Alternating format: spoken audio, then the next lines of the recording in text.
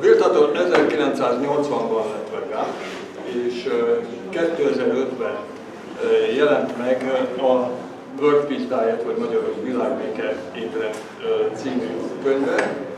Ehhez a könyvhöz 5 évnyi munkára volt szüksége, több ezer órányi meditációra, és a feleségének Madeleine-nek az álhatatos és szeretetteljes segítségem. Most Madeleine is itt van egyébként, hátul van a könyveknél. A könyv hamarosan Amazon bestsellerré vált, és elkezdték lefordítani különböző nyelvekre. Úgy tudom, hogy jelen pillanatban 17 lefordított nyelvnél tart, és további néhány nyelven jelenleg van folyamatban a fordítása. Óriási hatással volt, több ezer ember életét változtatta meg. Rengeteg pozitív visszajelzést kapott. Volt olyan vélemény, vagy nézet, hogy ez a könyv a 21. század egyik legfontosabb könyve. Donald Watson 95 éves korában, nem sokkal halála előtt volt alkalma megismerkedni a könyvvel, és azt mondta róla, hogy ebben a könyvben van meg a veganizmusnak az az üzenete, amire gondolva ő a vegán szót megalkotta még az 1940-es években. Tehát gyakorlatilag tényleg a veganizmus legeslegmegvesebb és legigazabb hagyományait tartalmazza ez a könyv is. A Tuttle a könyv megjelenése előtt és azóta is folyamatosan járja a világot. Évente 100-150 előadást tart a világ legkülönbözőbb helyein, interjúkat ad, részt vesz a legkülönbözőbb rendezvényeken, és online is nagyon aktív. Azt mondja, hogy mindezekkel neki gyakorlatilag csak egyetlen egy dolga van. Elvetni a szeretetnek és a könyörületnek a magjait, amik aztán a szívünkben kihajtanak, megerősödnek és szárba szökkennek. És ennek a nemes és álhatatos munkájának, küldetésének az egyik állomásán üdvözölhetjük őt itt ma Győrben, és szeretném, ha nagyon sok szeretettel köszöntenénk őt. Át is adom a szót.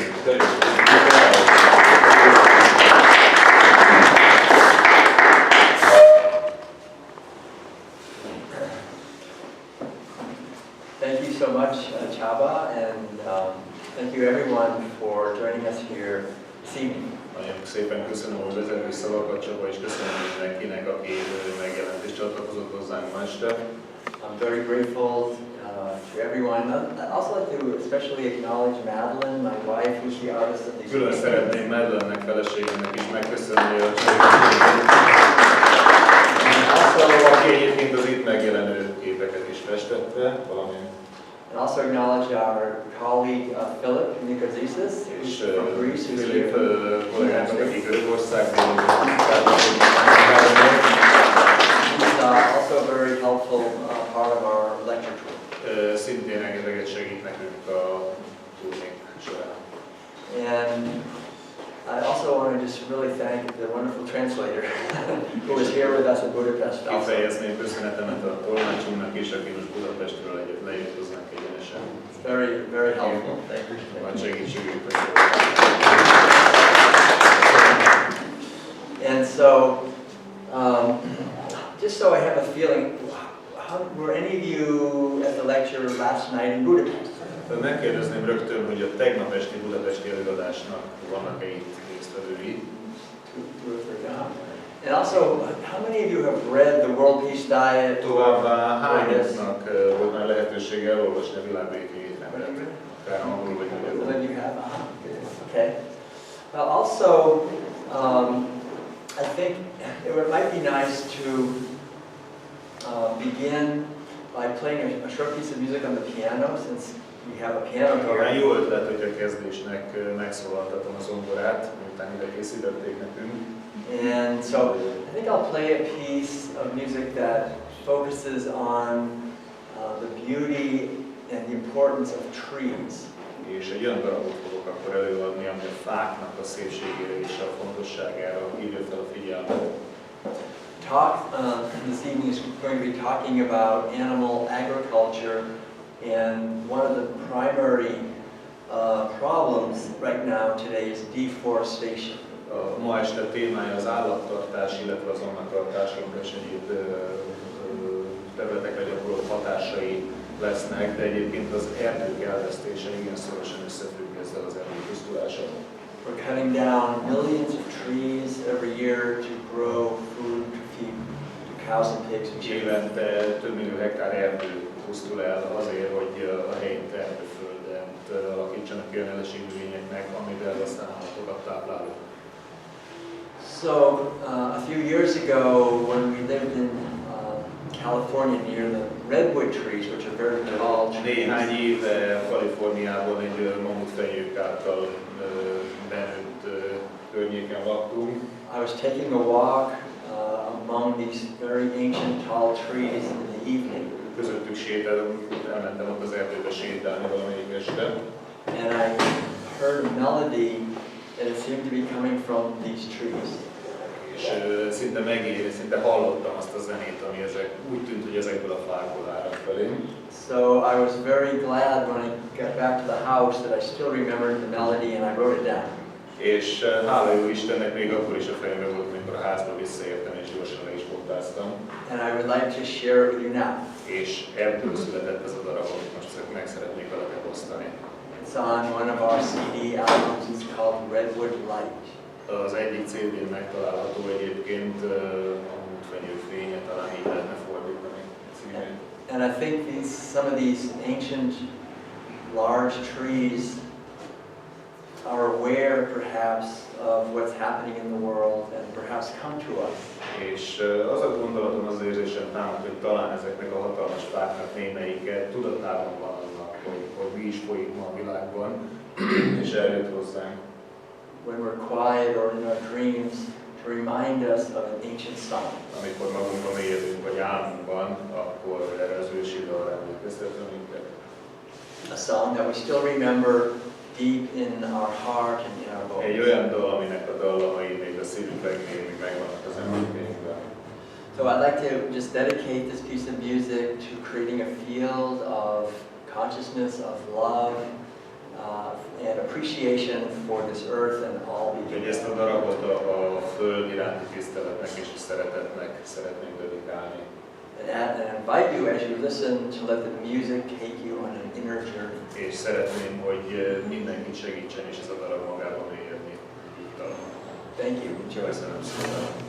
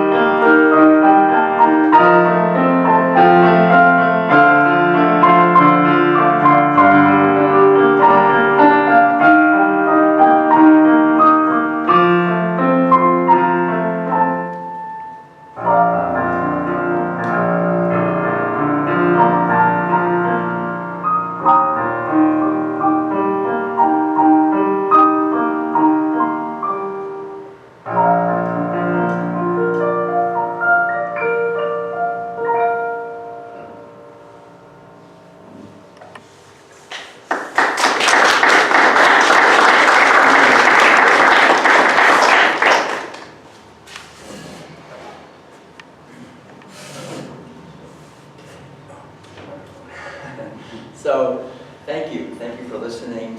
And Szépen, hogy meghallgatták. I think art and music can be very helpful in opening our hearts to a deeper message. Úgy gondolom, hogy a zene és a művészetek nagyon alkalmasak arra, hogy egy mély értelmű üzenethez feltárják a szívünket. When we look at the paintings here, sometimes we can connect with the animals and with the beauty of nature. Az itt lévő festményeket szemlélve kapcsolatot tudunk teremteni az állatokkal és a természet szépségével.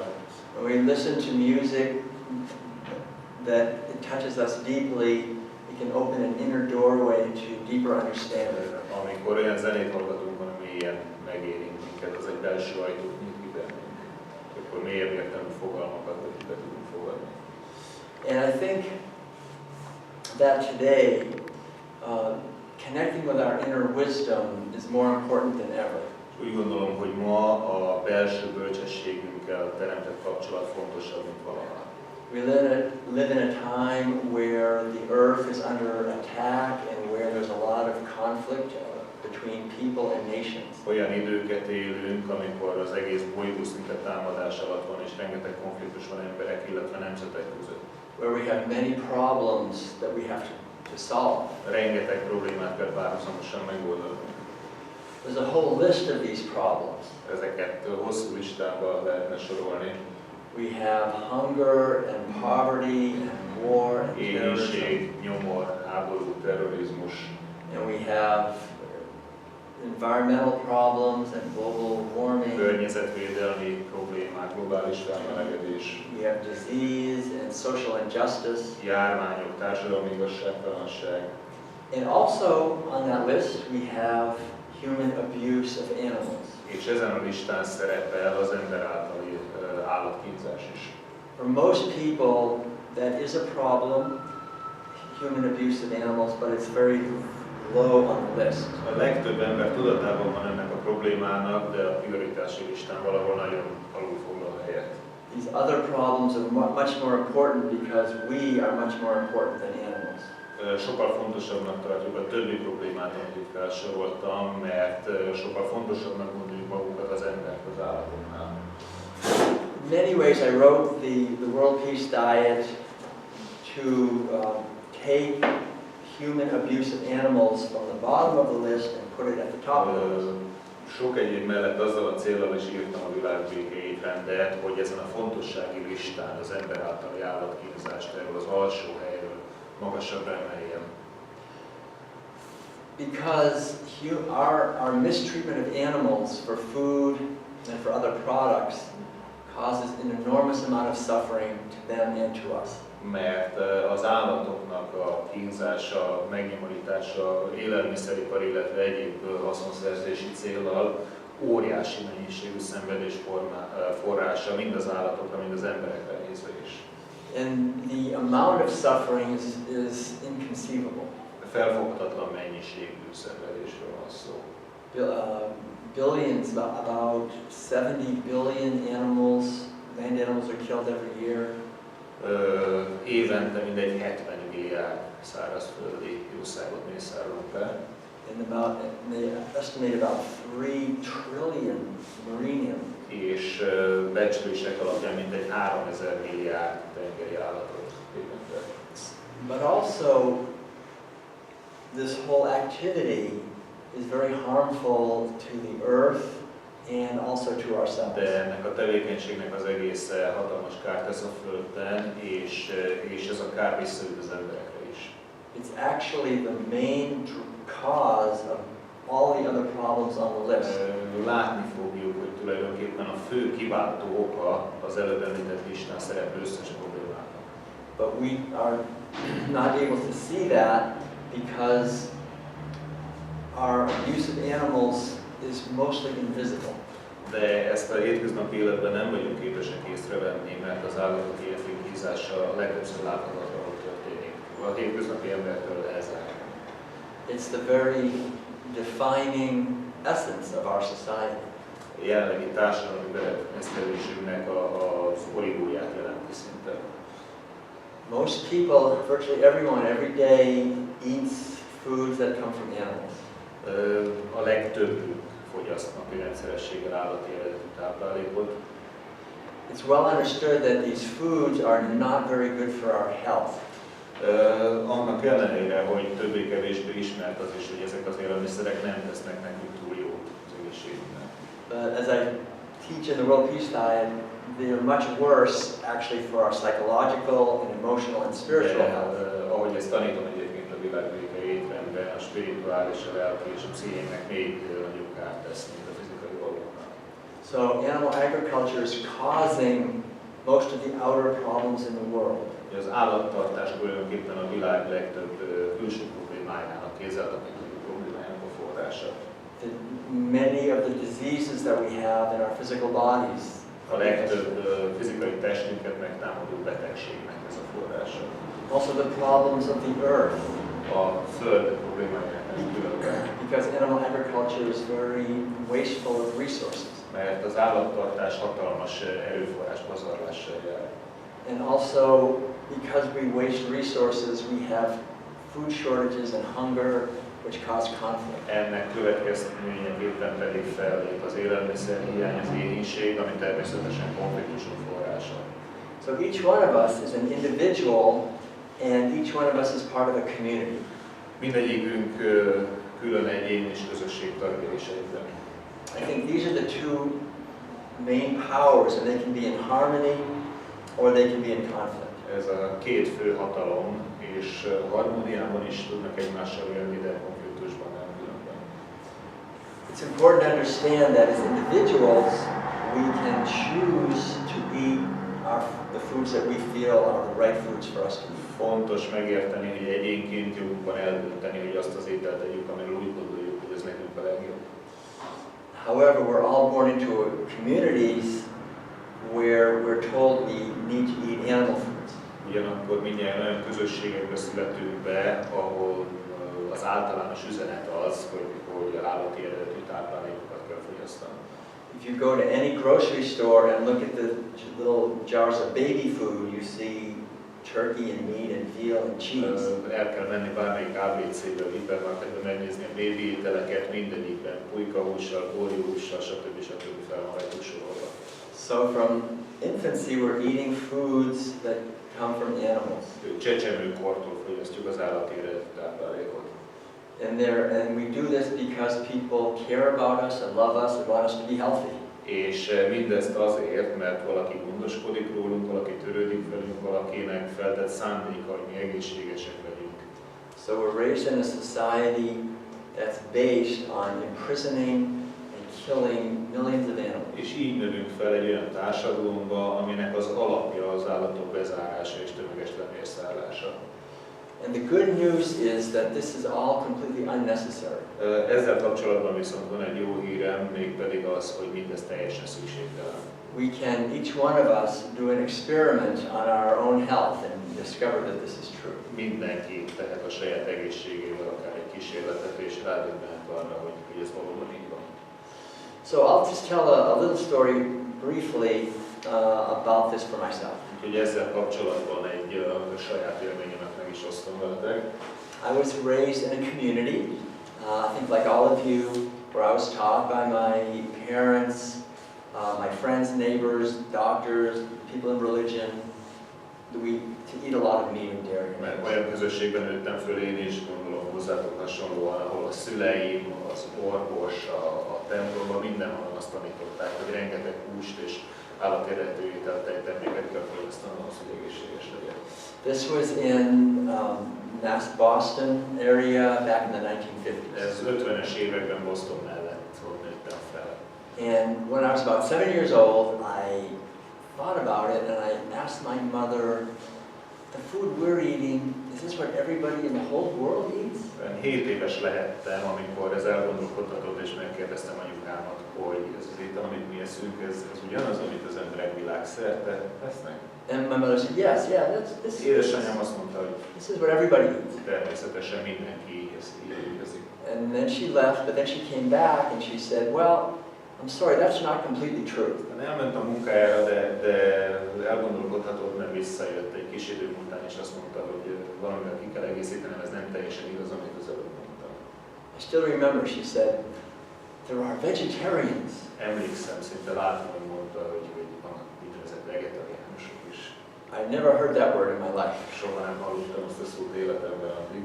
And I wanted to know what vegetarians were. Tudni akartam, hogy kik ezek a So lények. I asked her, what's a vegetarian? Megkérdeztem, hogy és kik azok a vegetariánusok. She thought for a minute and she said, I wouldn't worry about it because you're never going to meet one. Egy percig tűnődött ezen, azt mondta, hogy nem törném az agyamat a te helyedbe ezen, mert úgysem fog soha találkozni egyel. And she said, I'm a lot older than you are and I've never met one. Azt mondta, hogy én jóval idősebb vagyok, mint te, és én sem láttam egyet soha. I don't know where they get their protein, she said. Nem tudom, hogy a fehérjére egyáltalán milyen forrásból tesznek szert. So I had this image in my mind of these very unhealthy, weak people who could hardly walk. De a kis szemeim előtt rögtön megjelent ilyen abszolút lesoványodott, borzalmas hosszbőrben lévő megnyomorodott emberek jelentek meg. So I was so glad I wasn't a vegetarian. És hát rendkívül örültem annak, hogy én nem vagyok vegetariánus. And in my life, as I went on, I just never heard the word again, and my mother was completely right. Későbbiekben soha nem is hallottam azt a szót hosszú ideig, úgyhogy édesanyámnak végsősorban igaza volt. And that was because of the community I was raised in and the meals that I had every day. És ez annak a közösségnek köszönhető, amiben felnevelkedtem, és az ételeknek, amiket ott fogyasztottam napi rendszerességgel. And when I got a little bit older, I was about 13 or 14 years old. Idősebb voltam, én 13-14 lehettem. My brother and I, every summer, would go away to the summer camp out in the country that had a little farm. Testvéremmel akkor minden nyári szünetben, nyári táborba mentünk, és akkor egy farmgazdaságra kerültünk. A very nice farm where nothing bad ever happens. Egy nagyon szépen berendezett, elrendezett farm volt, ahol semmi rossz nem történik sose. Unless you're a chicken. Mondják ezt az emberek, de a csirkék bizonyára nem így látták. I learned how to catch chickens and put them Megtanultam, down hogy kell őket leszorítani a fatönkre, and hold them with one hand and have my axe in the other lefejezni hand, őket a fejszével, cut their heads off, and then put them through the hot water scalding tanks. le kell forrázni a torfosztáshoz, And then we would eat the chickens. és természetesen a húsát pedig megettük. And I did not like to do it, but I knew I was doing the right thing. Nem mondom, hogy örömömre szolgál, de bennem volt az a tudat, hogy ennek meg kell történni, és a helyes dolgot cselekszem. I learned every day, 3 times a day, that God gave us these animals for us to eat. Naponta 3-szor megtanultam, hogy ezek az állatok Isten ajándékai, amit azért kaptuk, hogy megéljük őket. That we are superior to them and that they don't have a soul like we do. Mi felsőbbrendű lények vagyunk, mi emberek, és az állatoknak úgy sincs lelkük. And also they taste very good, and if you don't eat them, you'll die within 24 hours of a protein deficiency. Továbbá nagyon ízletes a húsuk, és különben is, ha nem vesszük meg őket, akkor rögtön 24 órán belül meghalunk fehérjéigeinkben. And I learned this everywhere, at school, at church, at home. Ezt mindenhol, iskolában, templomban, otthon, még a televízióban is ezért mindenhol ezt tanultam. And a little later, we gathered around a young dairy cow who was only about 5 years old, and we put a gun to her head and killed her. Valamivel később pedig egy viszonylag fiatal, 5 éves fejős tehenet pusztítottunk el, nagyon lőttük egész egyszerűen. And that was very shocking because we had to kill this cow, and she was very young, but I knew it was the right thing to do. Az azért egy sok hatást gyakorolt rám, mert hát a természetes életkorához képest rendkívül fiatal állatról volt szó, de akkor is tudtam, hogy hát ennek sajnos meg kell történni, ez a helyes eljárás. Even though cows would naturally live to be about 25 or 30 years old, Annak ellenére, hogy egy tehénnek a természetes élet hossza 25-30 évet tehető. on all dairies, large and small, when they're about 5 years old, they're worn out. De minden tejgazdaságban 5 éves korukra az állatok elhasználóknak. Because they're pregnant and also giving milk, lactating at the same time. Folyamatosan tejet adnak és folyamatosan vermesek. And no mammal is designed to do that. És egyetlen emlős állat nincs erre teremtve eredetileg. So they're killed for meat, and one of their babies becomes a slave on the dairy. És ez még aztán leölik őket a húsukért, és valamelyik utódjuk lesz a következő a tejgazdaságban. So like the owner said, if we can't use them for meat, we have milk, we have to use them for meat. És ahogy a farmer is mondta, hogy ha már tejet nem ad, akkor a húsáit kell feldolgozni. And I saw how much terror and fear and pain they were in. És láttam, hogy mennyire rettegnek, hogy mennyi fájdalmat szenvednek el, micsoda félelem van szemükben. But I just thought this is what God wants. De úgy gondoltam, hogy ez az Isten akarta. We need the calcium for our bones. A csontjaink miatt nekünk a kálciumra szükségünk van. So now I realize that none of that is true. És természetesen felismertem már, hogy ebből semmi nem volt igaz. But that was because I was fortunate to discover a different kind of community. De ez annak volt köszönhető, hogy nagy szerencsére egy teljesen más közösséggel is találkoztam. Right after college, my brother and I decided to try to walk all the way across the United Az States, egyetem után a testvéremmel úgy döntöttük, hogy keresztbe átgyalogunk egész Amerikán, all the way to California. Kaliforniáig, Bostonból, el lehet képzelni. And on the way, we stopped for a couple of weeks at a community in Tennessee. És Tennessee-ben egy pár hétre megálltunk egy közösségnél. And it was a community of about 900 people. It was actually a hippie commune. Ami egy 900 tag, kb. 900 tagot számláló hippie kommuna volt. And it was back in 1975. Ez 75-ben történt. And all the people, all 900 people were vegetarian. És az összes 900 tagja ennek a kommunának vegetáriánus volt. And none of them was dragging themselves through the mud begging us for protein. És senki nem a sárban vonaglott az éthalál küszöbén protein fehérjét könyörögve. It was just the opposite. Épp ellenkezőleg. They had a lot of energy and vitality and creativity. Majd kicsattantak az egészségtől, kreatívak voltak.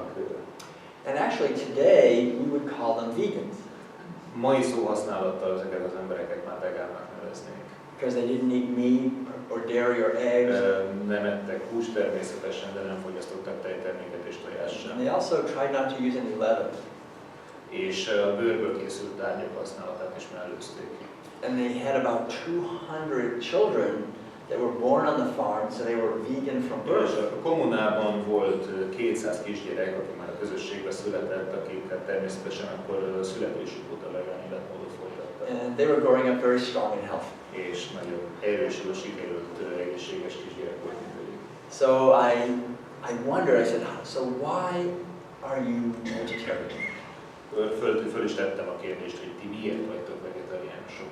And they said there's two main reasons. Két fő okot említettek válaszként. One of the reasons is that most of the food we're growing on the earth today, instead of feeding it to people who are hungry, we're feeding it to animals, and that's very inefficient. A világ élelmiszertermelésének a legnagyobb hányadát, ahelyett, hogy az éhező embereknek adnák, állatokkal vetetik fel, ami rendkívül hatékonytalan. And that's causing food shortages, and food shortages cause Ez váltja conflict. ki az éhínséget, következésképpen konfliktusokat. So we're trying to eat lower on the food chain so there's enough for everyone to eat. Mi próbáljuk a saját étrendünket, a tápláléklánc, vagy a piramisnak az alsó szintjéről összeválogatni, hogy így mindenkinek több jusson. It's like Mahatma Gandhi said, on this earth there's always enough for everyone's need, but not for Vagy everyone's ahogy greed. Mahatma Gandhi megfogalmazta, ezen a világon mindig van elegendő az emberek szükségleteinek a kielégítésére, sajnos amire nincs elegendő az emberek kapzsiságát kielégíteni. And I thought that was very noble, and I wish I would have known about that sooner. Nagyon nemes gondolatnak tartottam ezt, és csak azt kívántam, hogy bárcsak már korábban találkoztam volna vele. And then the second reason was that he said, would you like to know why, excuse me, would you like to know what the animals go through that we're eating? A második ok, amit megemlítettek, feltették nekem a kérdést, hogy kíváncsi vagy arra, hogy mi mennek keresztül az állatok, mire oda kerülnek a tányérodra. And he told me just a little bit of the routine violence towards animals. És csak egy kis betekintést adott az ilyen rutinszerű gyakorlatokban, mint vágóhídon, vagy egy nagy üzemi állattartási környezetben történik. And it's very painful to hear about this. és meg hallani is fájdalmas volt. But I heard about it, and I heard about how the animals are confined and very often banging their heads against the bars.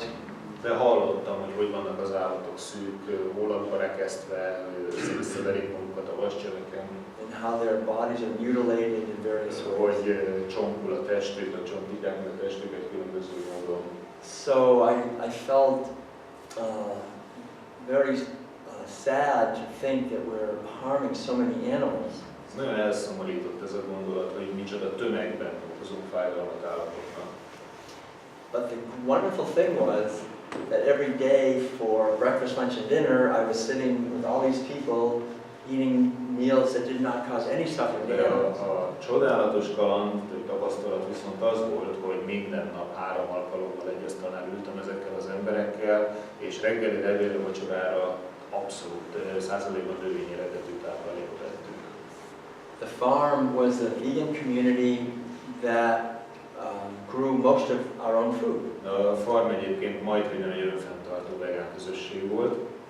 And so that was it. From that day that he told me about this, I have never eaten any meat. Ez volt az utolsó nap, hogy én állati táplálékot vettem magamhoz. Azóta, hogy ezt a 2 okot meghallottam, én nem vettem most, ez 1975-ben volt. Yeah, so that was in 1975, so that was 43 years ago. And I didn't do it for my own health, I did it for the health of the animals. 43 éve történt, könnyű kiszámolni. Nem igazán a magam egészsége volt a fő motiváció, hanem az állatok védelme, amire így döntöttem.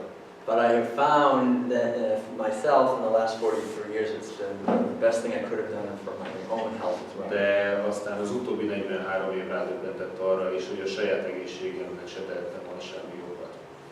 And also Madeline, my wife, at that time was a young artist in Switzerland. Madeline, a feleségem, aki az időben egy fiatal művésznő volt Svájcban. And she decided the same month and year to never eat meat again. Ugyanabban az évben, tőlem függetlenül ugyanabban a hónapban úgy határozott, hogy ő sem fogyaszt hústöbbet. So I always say the smartest thing I ever did in my life was going vegan, except for marrying Madeline. That was Úgyhogy azt szoktam mondani, hogy a legokosabb dolog, amit életemben tettem, az nyilván az, hogy elvettem Madeline feleségül, de a második legokosabb pedig az, hogy vegán lettem.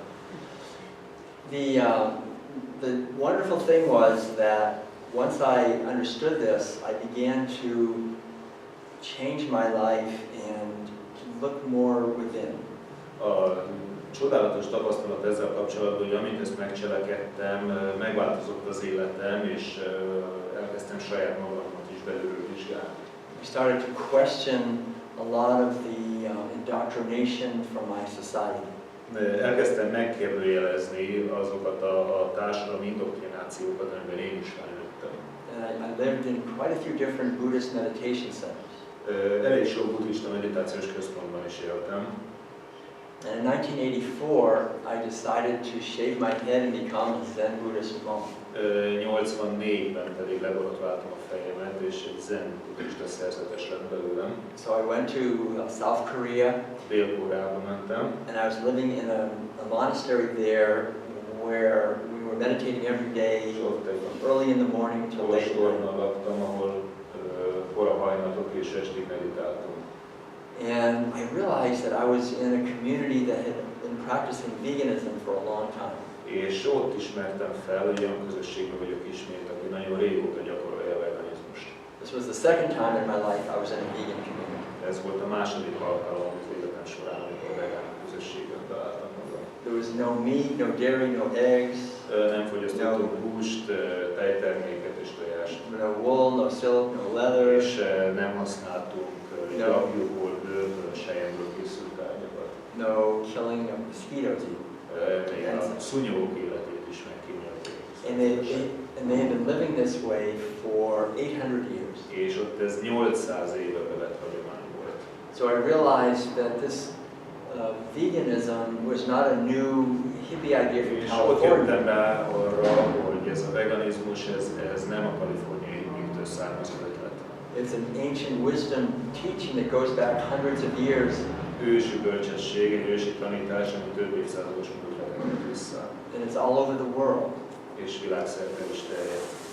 People have realized that if we're really serious about growing spiritually and psychologically, felismerték az emberek azt, hogyha komolyan veszük a spirituális és a lelki növekedést, and having inner peace and also having peace in the world, és hogyha a belső békénkkel tovább a világbékét is meg szeretnénk teremteni, and justice and harmony, társadalmi igazságosságot és harmóniát, then we have to treat others with kindness and respect.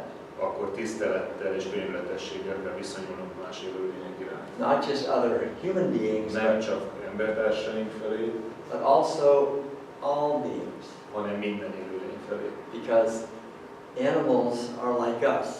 Mert az állatok olyanok, mint mi. They're capable of suffering. Megérzik a szenvedést, megélik a szenvedést. And how many of you at some point have had a companion animal, like a dog or a cat? Hányan tartottatok kis állatot korábban, bocskát, Yeah. So you know what I mean. Tudjátok, hogy miről beszélek. These animals are not just rocks or tomatoes. Nem csak dolgok, paradicsom vagy egy kavics vagy bármi között. They have personalities, they Személyiségük van az have életben. interests, they have desires, Érdekeik, vágyaik, they try to avoid pain. és nyilván megpróbálják elkerülni a fájdalmat. You would not want someone to come by and try to eat them. Természetesen senki nem engedné meg senkinek, hogy a házi állatát esetleg elfogyassza. So I realized that it was my community that had in many ways shut down my awareness. Felismertem, hogy sok tekintetben a közösség, amiből jövök, az zárta le az én tudatomat. For many years I just ate animal foods because I was just following orders. Sok évig azért fogyasztottam állatéletet, mert parancsoknak engedelmeskedtem. I was following orders that were given to me from a very early age by very well-meaning people. Olyan parancsokat, amelyek nagyon kicsi korom óta, nagyon jó szándékú emberek jó szándékkal adtak nekem. And I realized that it's terribly harmful to animals and to people and to our earth. De felismertem, hogy ezek a parancsok végső soron hatalmas szenvedést okoznak az állatoknak, következésképpen az embereknek és a földnek is. And the only way I could realize it was to see a different type of community. És ehhez a felismeréshez viszont egy más típusú közösségnek a megismerése, megtapasztalása vezetett el. I'm so grateful because of the people at the farm and also the people at the Buddhist monastery in Korea. Nagyon hálás vagyok ezért a hippi kommunának, ugyanúgy, mint a koreai szerzeteseknek. They showed me another way of living. Egy másik életformát mutattak be nekem. I've been a vegan now since 1980. 1980 óta vagyok vegán, for 38 years. 38 év. And that's because of these communities helping me to see this. És ennek a két közösségnek köszönhetem, akik ez a felismeréshez elvezettek. So the power we have as individuals is connected to our community. Úgyhogy ez a hatalom, amit egyébként birtoklunk, az összefüggésben van a közösséggel. We are influenced by our communities. Közösségünk befolyásol minket. Our intelligence and our empathy can be reduced by our community. Az intelligenciánkat és az bennünk rejlő empátiát leárnyékolhatja. But also a közösség. our intelligence and our empathy can be increased by our community. De ugyanakkor életünk olyan közösségben is, ami növeli az intelligenciánkat és az empátiánkat. And each one of us influences our community. És mindegyikünk hatást gyakorol ugyanakkor a közösségre is. Like right now, for about 2 hours, we have a different type of community. Például itt 2 órára mi létrehozunk egy más típusú közösséget. Instead of having a community that's based on eating animals and harming them, we have a community that's based on respecting animals and questioning Ahelyett, that. hogy egy állatokat elfogyasztó és állatokat kínzó közösséghez tartoznánk, egy olyan közösséget hozunk létre, ami élőlényként tiszteli és aképpen bánik is az állatokkal. This is a community that's based on kindness and respect and caring. A könyörületesség, a gondosság és a tisztelet az alapja a közösségnek. And there are more and more of these every day. És naponta egyre több ilyen közösség formálódik a világban. Since the World Peace Diet has been translated into many languages, Amióta a világbéke étrendet több nyelvre lefordították, we travel all over the world with this message. Világszerte hordozunk körbe ezt az üzenetet. Africa, Asia, North and South America, Australia. Afrikában, Ázsiában, Észak- és Dél-Amerikában, Ausztráliában, We see vegan communities, vegán közösségekkel találkozunk, like vegan restaurants, vegán éttermeket látunk Yeah. egyre gyakrabban, vegan meetup groups, vegán kis közösségeket rendszeresen találkoznak, összejönnek, and sanctuaries for animals. illetve vegán, azt mondanám, hogy vadas park, de gyakorlatilag olyan helyen, ahol az állatok békében élhetnek. And more and more vegan art, music, cooking classes. A vegán zene, a vegán művészetek, a vegán főző tanfolyamok akár egyre jobban elterjednek. And films, Filmek and social media. és a közösségi médiában is egyre nem szeretnék. These are all types of communities. Ez mind közösségek létrehozásának. So it's growing very quickly. Úgyhogy elég gyors növekedés alatt van ez a közösség. And it's very important now because we have so many people and the earth is being polluted and destroyed by animal agriculture. És ez egyre fontosabb kérdés, egyre égető problémának válik, mert igen nagy a föld lakossága, és az állattartás az pedig egyre inkább többbe beszél folyó. So I'm very grateful that there are people who are doing research and also sharing this message. Úgyhogy én nagyon hálás vagyok azoknak, akik ilyen irányú kutatást végeznek, és ezt az üzenetet meg is osztják másokkal. When I came back to the United States, I began to do more research. Amerikába visszatértem, akkor folytattam a kutatómunkámat. And I got my PhD at Berkeley in education. És Berkeley-n szereztem a doktori címemet, oktatás tárgyában. And taught college courses for many years. És sok évig egyetemi oktató voltam ezen a területen. And I realized that animal agriculture is the biggest problem in our society. Rájöttem, hogy az állattartás az a legnagyobb kulcs probléma a társadalomban. But because it is so central to our society, no one wants to talk about it. De mivel ez olyan központi szerepet lát el a társadalomban, senki nem veszi bátorságot, hogy őszintén beszéljen róla. And I remember telling Madeline that someone will write a book that will tell all about this. És emlékszem, Madeline-nek mondtam, hogy egyszer valaki meg fog írni egy nagyon megrázó dokumentumregényt erről, az egész világ folyik az állattartások körül. But no one ever wrote the book. Soha senki nem írt ilyen könyvet. But finally Madeline said, if you want to read that book, you'll have to write it yourself. Végül is a Madeline mondta ki a végszót, hogy ha ilyen könyvet szeretnél olvasni, akkor azt előbb neked meg kell írni. So that's the result, is this book, The World Peace Diet. Ennek a gondolatsornak és kutatásnak az eredménye a világbéke étrend című könyvem. And the idea is to look deeply into our culture and see the interconnections between all Az these areas. alapgondolata, hogy a kultúránkat szőrszálhasogatóan kielemezze és feltárja az összefüggést. And to see and to look broadly to see how everything's interconnected. És ugyanakkor az egész képet feltárja az összes összefüggésével, hogy minden összefügg. For example, let's look just briefly at the history of our society. Nézzük csak röviden a társadalom kialakulásának a történetét. Most people don't think that we live in a culture that's organized around herding animals. A legtöbben nem jutnak el addig a következtetésig, hogy a kultúránk az tulajdonképpen az állattartásra szerveződött. And the reason is that the herding today, we don't do it ourselves. It's mechanized and Ennek az industrialized. az oka, hogy régóta specializálódtunk, és nem foglalkozik mindenki állattartással. Gépesített, nagy üzemben végzik, mi pedig mindenféle más foglalkozásokat fűzünk. But we do live in a herding culture. De ettől függetlenül állattartó kultúrában élünk. And this started about 10,000 years ago in what is today Iraq. És ez mintegy 10.000 éves múltra tekint vissza, a mai Irak területén kezdődött. And it changed everything. It was a revolution. Egy forradalom volt, minden meg is változtatott maga It körül. was kind of a slow revolution. It took quite a few thousand years. Lassú forradalom természetesen több évezredig tartott.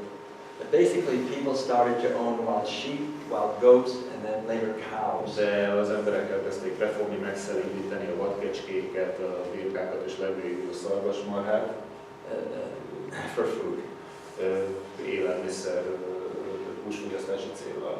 And this did about 5 things. Ez 5 eredménnyel járt. One was animals were reduced to being mere property. Az első, hogy az állatokat egyszerű tulajdonnál redukálta élőlények helyett. Land and water were reduced to being property that we can own. Nem különben a víz, illetve a földterület is csak birtokolható tulajdonnál vált. The more animals one owned, the richer one was. Minél több állata volt valakinek, annál gazdagabb volt.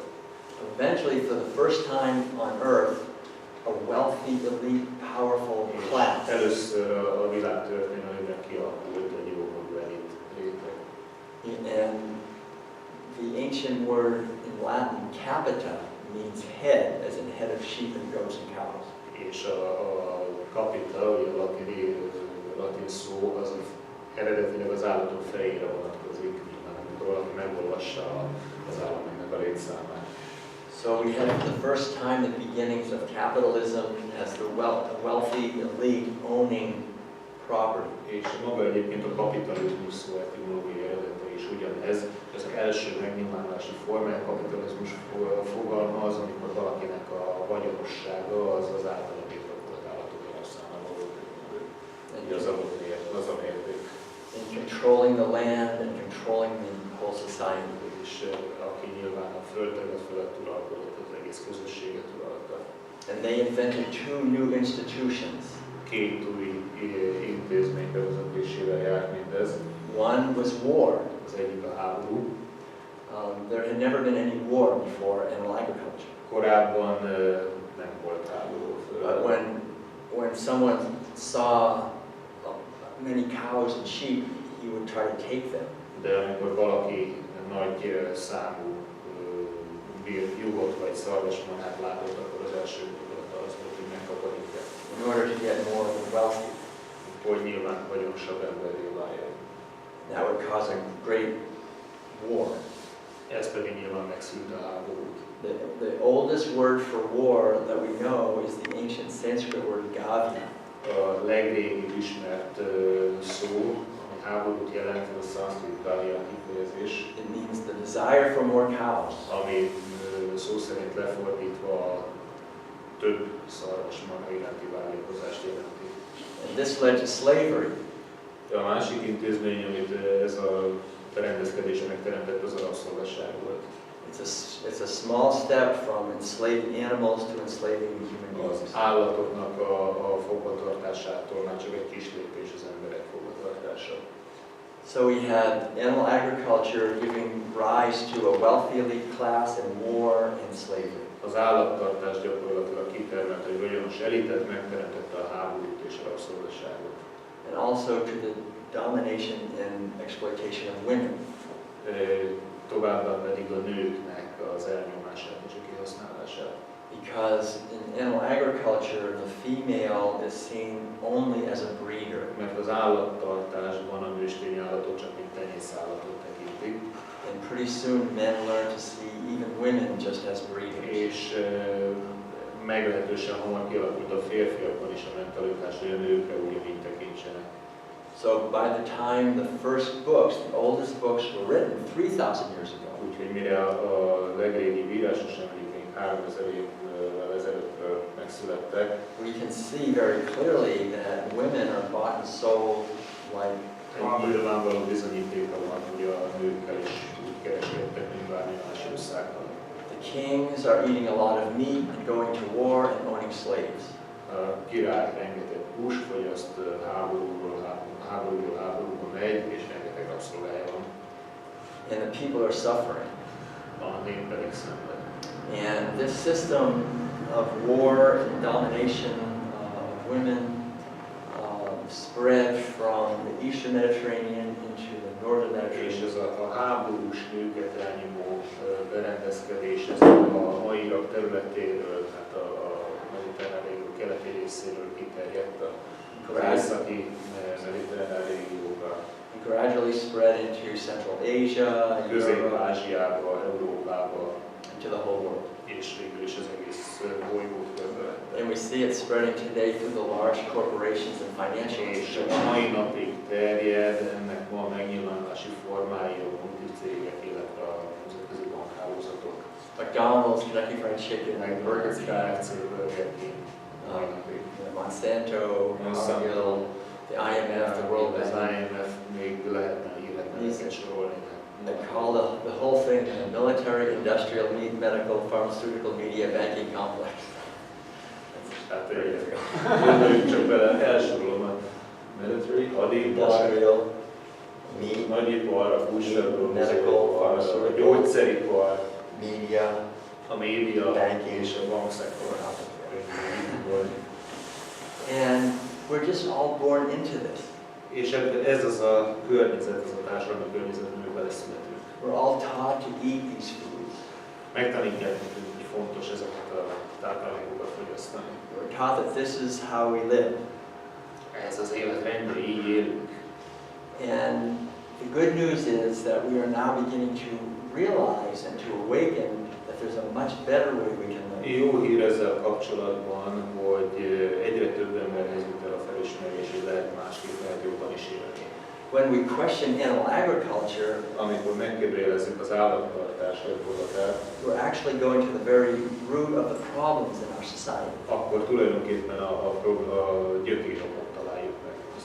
When we move to a plant-based way of eating for ethical reasons, Amikor etikai okokból valaki átvált a növényi eredetű táplálékok fogyasztására, we find first of all that our own physical health gets much better. annak az elsődleges következménye megtapasztaljuk, hogy a saját egészségünk is óriási javul.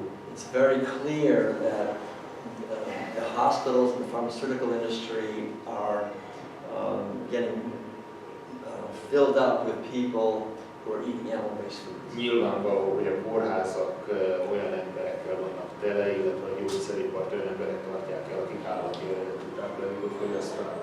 And not only does our physical health get better, but our environmental footprint gets much smaller. És nem csak a saját egészségünk javul ezáltal, de az általunk okozott környezeti kár, a környezeti lábnyom is rendkívüli mértékben csökken.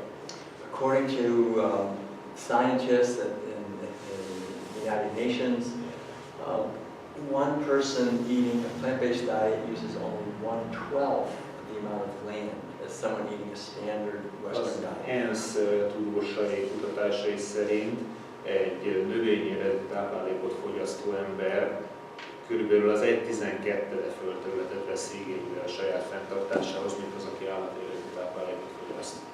And the same is true with water and the petroleum and pollution. Hasonlóképpen igaz ez a vízhasználat mennyiségére, az energia vagy közvetlen formában benzinhasználatra konvertálva, illetve az életes során kibocsátott összszennyezés mennyiségre is. Right now we're cutting down rainforests to grow soybeans, Ma bevett gyakorlat az őserdő írtása azért, hogy a helyi szójababot termeljünk, to feed to imprisoned animals. amit ólapra kezdett állatokkal etetünk fel. And that's the same thing with the oceans are being destroyed to catch fish, to feed people, Hasonlóképpen túlhalásszuk az óceánokat, and also to feed to imprisoned animals. és aztán az így előállított halvisztet megint csak ólapra kezdett állatokkal etetjük fel. So when we move to a plant-based way of eating, Ha átállunk we a do, növényi eredetű, it's a great gift for the earth and for our children. ez egy óriási ajándék a Földnek és a gyerekeink számára is, akiknek örökölünk. And for wildlife also, A természetről nem megfeledkezve. because habitat is being destroyed and now we're losing species. Mert az állatok természetes élőhelyét, állatok és növények természetes élőhelyét pusztítjuk napi szinten, és Scientists say 100 to 200 species go extinct every day. tudósok szerint ma átlagosan naponta olyan 100-200 faj pusztul ki a Földön végérvényesen. So this is as more people go vegan, we find a healing of our society and of our earth and of our bodies. Minél többen válunk vegánná, annál inkább gyógyulni fog a Föld, a társadalmunk és természetesen a mi bolygóink is. And then the final thing I'd like to say, and then we can open it up for questions, is about Az the utolsó attitudes. gondolat, amit megosztanék, utána pedig akkor a kérdések-válaszok idején el, az a társadalmi viselkedés formája. When we're sitting down at the table and we're eating animal foods, we're not just eating foods that are harmful for our physical health. amikor állati eredetű táplálékot fogyasztunk, akkor nem csak a fizikai testünket károsító táplálékot veszünk magunkhoz, we're also eating foods that are harmful to our psychological health. hanem a pszichés énünket is károsítjuk ezzel. I would say there's four main attitudes that we're eating along with the food that we're eating. 4 fő viselkedés formát említenék meg, amit a táplálékkal együtt ugyanúgy magunkhoz veszünk. There's many more than four, but I'll just Sokkal mention több van, mint 4, de a 4 legfőbbre fogok rátérni. The first one is it's an attitude of disconnectedness. Az első az az eltávolodás. Because the basic message in every meal is don't make the connection. Mert az alapvető üzenete minden egyes étkezésnek, hogy ne keresd a kapcsolatot. Between what's on the plate and what it took to get it A onto the között, ami a tányérodon van, és a között, hogy került az oda. We're taught with every meal to stay shallow and not to look deeply or care. Minden egyes étkezéssel azt tanuljuk, hogy ne kérdőjelezzünk meg dolgokat, ne legyünk kíváncsiak, ne akarjunk dolgok mélyére nézni. And this is a big problem. Ez egy hatalmas probléma. Because the definition of intelligence Mert az intelligencia alapdefiníciója is the capacity to make connections. az összefüggéseknek a feltérképezésére való képességünk. And yet every meal that we have every day is teaching us not to make connections. Minden egyes étkezés azt tanítja, hogy ne keressük a kapcsolatot, az összefüggést.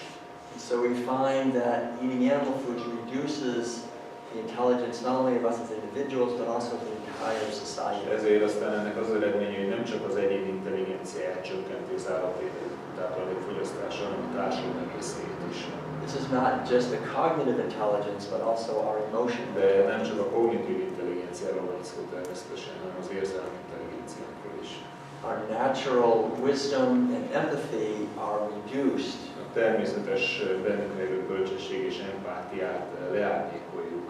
Because animal agriculture erodes and diminishes our capacity to make connections. Mert az állattartás az erodálja és csökkenti a képességünket, hogy összefüggéseket tárjunk fel. So again, all veganism is simply the yearning to understand and to look deeply and to care deeply. Ebben a megközelítésben a veganizmus tulajdonképpen a vágy a megértésre és a valódi gondoskodásra. And this naturally helps to cultivate our intelligence. Ami természetesen az intelligenciánkat is tovább fejleszti. And contributes to the intelligence of our whole society. Ami pozitívan járul hozzá a társadalom egészének az intelligenciájához. And then the second attitude is Második fő viselkedésforma. the attitude of commodification of beings. Az pedig az élőlények tárgyasítása. We're taught to have eyes that when we see a being, we don't see a being, we see a commodity. Azt a szemléletet verik belénk, hogy amikor egy élőlényt látunk, akkor ne az élőlényt lássuk benne, hanem a jószágot, a tárgyat. Just a thing that is sold by the pound. Egy dolgot, amit kilóra, súlyra, egyéb értékmérőszám alapján kilőjük. And so when we reduce beings to objects, it's easy to harm them. És amikor az élőlényeket így tárgyasítjuk, akkor utána nem is nehéz őket bántani. But we know we would not want that to happen to us. De ugyanakkor tisztában vagyunk azzal, hogy azt nem szeretnénk, ha velünk történne ugyanez. If a more powerful species appeared, Képzeljük el, hogyha itt egy nagyobb kognitív intelligenciájú és nagyobb fizikai erejű élőlények megjelennének, és minket elkezdenének itt számba venni ülembe. and just looked at us as if we were food, És élelmiszerként elkezdenénk minket összeírni. and just sold us by the kilogram, És utána mondjuk kilóra kimérve adnának minket. we would say, wait, I'm not just a piece of meat. Én rögtön mondanám talán, hogy én nem csak egy húsdarab vagyok, elnézést. I'm really good at art or music or poetry. Nagyon tehetséges költő vagyok, szépen zenélek. Doesn't that count? Ezt nem tudnánk valahogy figyelembe venni? No, that doesn't matter. Nem, az minket abszolút. We're just gonna eat you. Megesszük ugyanúgy a többit. Mész a levesbe. You're just a piece of meat. Csak egy húsdarab vagy a szemünkben. So we would think that these so-called superior beings are not very intelligent. És természetesen mi úgy gondolnánk, hogy ezek a dominózus felsőbbrendű lények velünk kereskednek, nem túl intelligensek. They can't see us for what we are. Nem látják a valós értékeinket. This is exactly how we're acting toward all these animals. Pontosan így cselekszünk mi az állatokkal. And this is reducing our capacity to live in harmony together. És ez természetesen korlátozza a képességünket, hogy a többiekkel harmóniában éljünk együtt. When we commodify animals, pretty soon we're commodifying the whole earth and also other human beings. Pillanatban, hogy a tárgyasítjuk az állatokat, onnan nagyon kis lépés az egész világot, más élőlényeket, más embereket is akár tárgyasítani.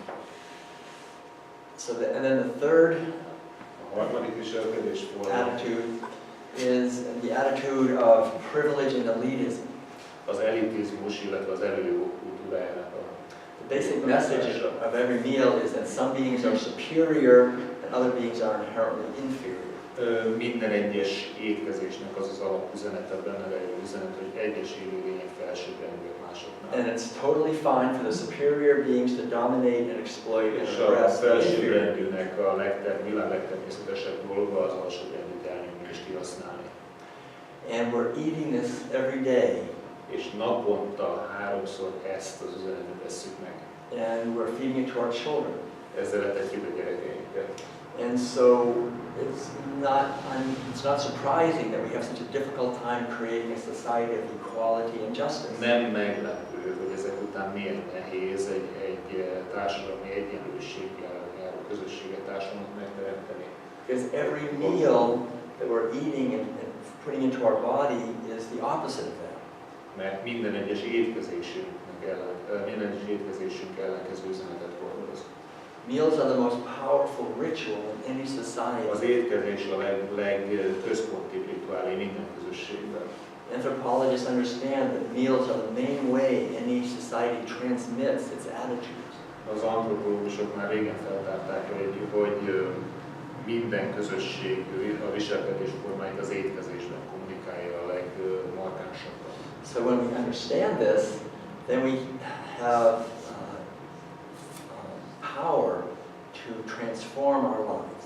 De ennek felismerésével egyben hatalmat is kapunk a kezünkbe, hogy átalakítsuk a saját életünket. And also to help to make a positive change in our society. És hogy pozitív irányba megváltoztassuk a közösséget, a társadalmat, amiben élünk. And then the final one I'll just mention is Az utolsóként megemlítendő viselkedés forma pedig is that we're eating with every meal an attitude of the domination of the sacred feminine dimension of consciousness. Minden egyes táplál, minden egyes étkezéssel a női dimenziókat nyomjuk el, a bennünk rejlő szent női dimenziót. Yeah, in the World Peace Diet, A világbéke étrendben I refer to this as Sophia. ezt Szófiaként Sophia was the ancient Greek goddess of wisdom. A ókori görög bölcsesség istennő neve után. And this is the wisdom that lives in all of us. És ez az az ősi bölcsesség, ami mindjárt Whether we're men or women, we have this függetlenül attól, wisdom hogy férfiak vagy nők vagyunk, ez a bölcsesség bennünk van. to love and protect life, Szeressük és védjük az életet. especially our children. Különösen saját gyerekeinket. And the love that mothers have for their children is a deep bond. Az anya gyermeke iránti érzett szeretete az egy nagyon szoros And kötelék. it's the foundation for a healthy society and for healthy children. Az egészséges társadalom és az egészséges gyermekeknek is. And healthy human beings. Így következésképpen az egészséges emberekét is. But animal agriculture is based on two things. Az One is killing, állattartásnak a két alap elve viszont az egyik az állatok lemészárlása, the other is sexually abusing females, a másik a nőstény állatoknak a szexuális kihasználása, megerőszakolása, lehet így fogalmazni.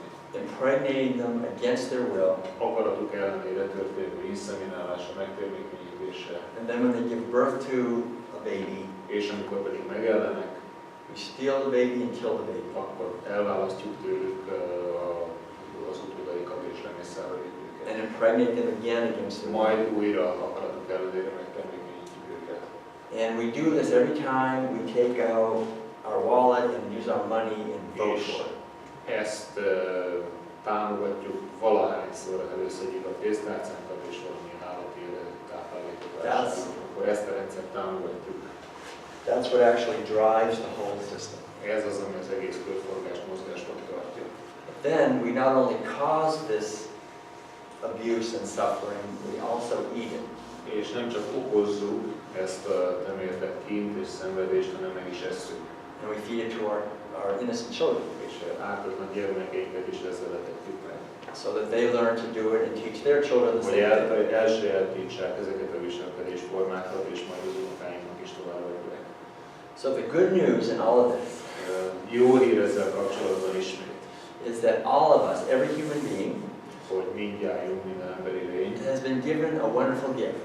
rendelkezik egy csodálatos ajándékkal. We've all been given the gift of a physical body that does not require any animals to suffer. Olyan testünk van, aminek a fenntartásához nem szükséges az állatok szenvedése. To get all the nutrients that we need to be healthy, Hogy szert tegyünk az összes olyan tápanyagra, amire szükségünk van, hogy egészségesek legyünk, and to thrive on this beautiful earth. majd kicsattanjuk az egészségtől, és nagyszerűen élessük ezen a csodálatos bolygón.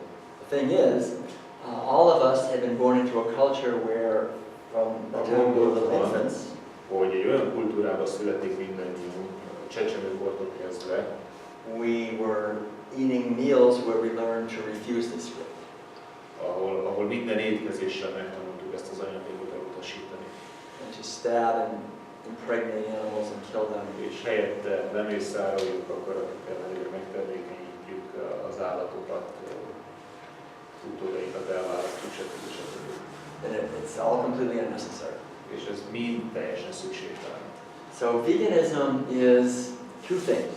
A veganizmus végül is két alapból áll össze. One is it is a critique of a system that's violent and is devastating to our environment, our culture, and our health. Egyrészt a környezetünket, kultúránkat, egészségünket romboló rendszer a kritikája.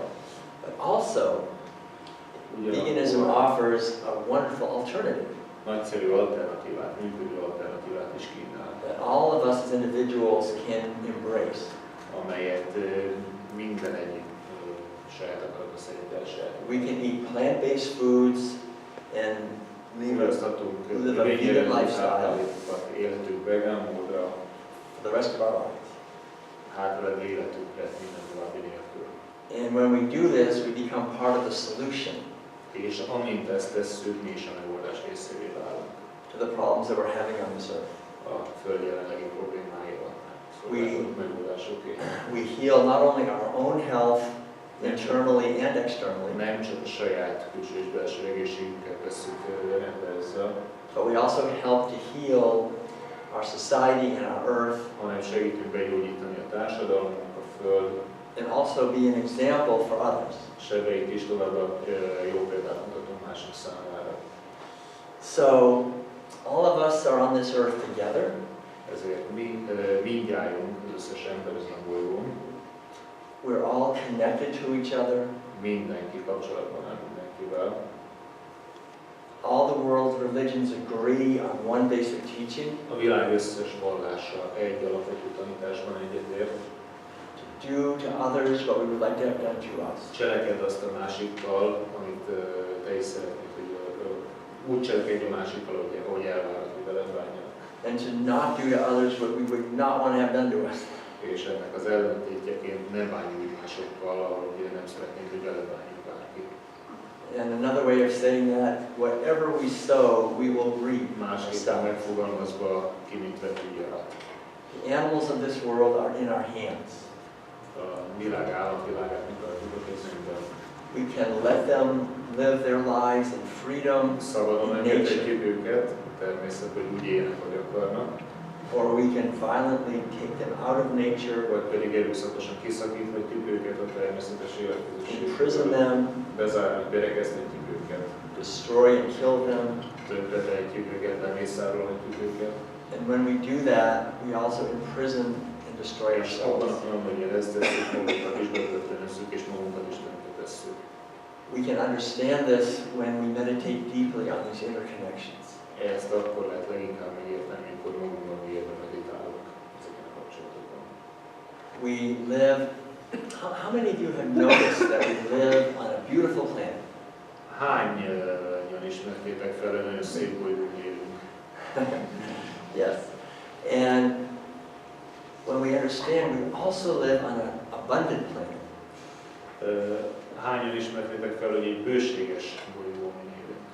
We can feed everyone on this earth on a fraction of the land and water and resources. Mindenkit, a világ összes emberét jól lehet lakatni a jelenleg rendelkezésre álló földterület és vízmennyiség töredékével. We can allow the rivers and oceans and climate and air to heal. Hagyhatjuk, hogy a légkörünk, a folyók, az óceánok, az erdők begyógyuljanak korábban az ember által élet sebegő. And there's really nothing stopping us. Semmi nem tart vissza minket ettől. Except for the fear of change. Kivéve a változástól való félelem. The fear of being different. Az, a más emberré válástól való félelem. So I want to just thank all of you for listening and for doing the best you can to understand and live with this. Ezzel meg is köszönöm mindenkinek, hogy meghallgattak, illetve hogy megvan önökben a szándék, hogy a lehető legjobban tegyék ebben az irányban. And I know that if you're still in this room after all I've said, és tudom azt, hogy az elmondottak után még mindenki itt ül velem ebben a helyiségben, that we are working together to help bring this message to more people. Akkor ez azt is jelenti, hogy már együtt dolgozunk azon, hogy ezt üzenetet minél több embertársunknak eljuttassuk. There's a lot more to this. Sokkal többet jelent ez. The World Peace Diet audiobook, which is me reading the entire book. Világbéke étrend hangos könyv formátumban is elérhető, ahol én olvastam fel könyvemet. Is 13.5 hours long. 13,5 óra hosszú.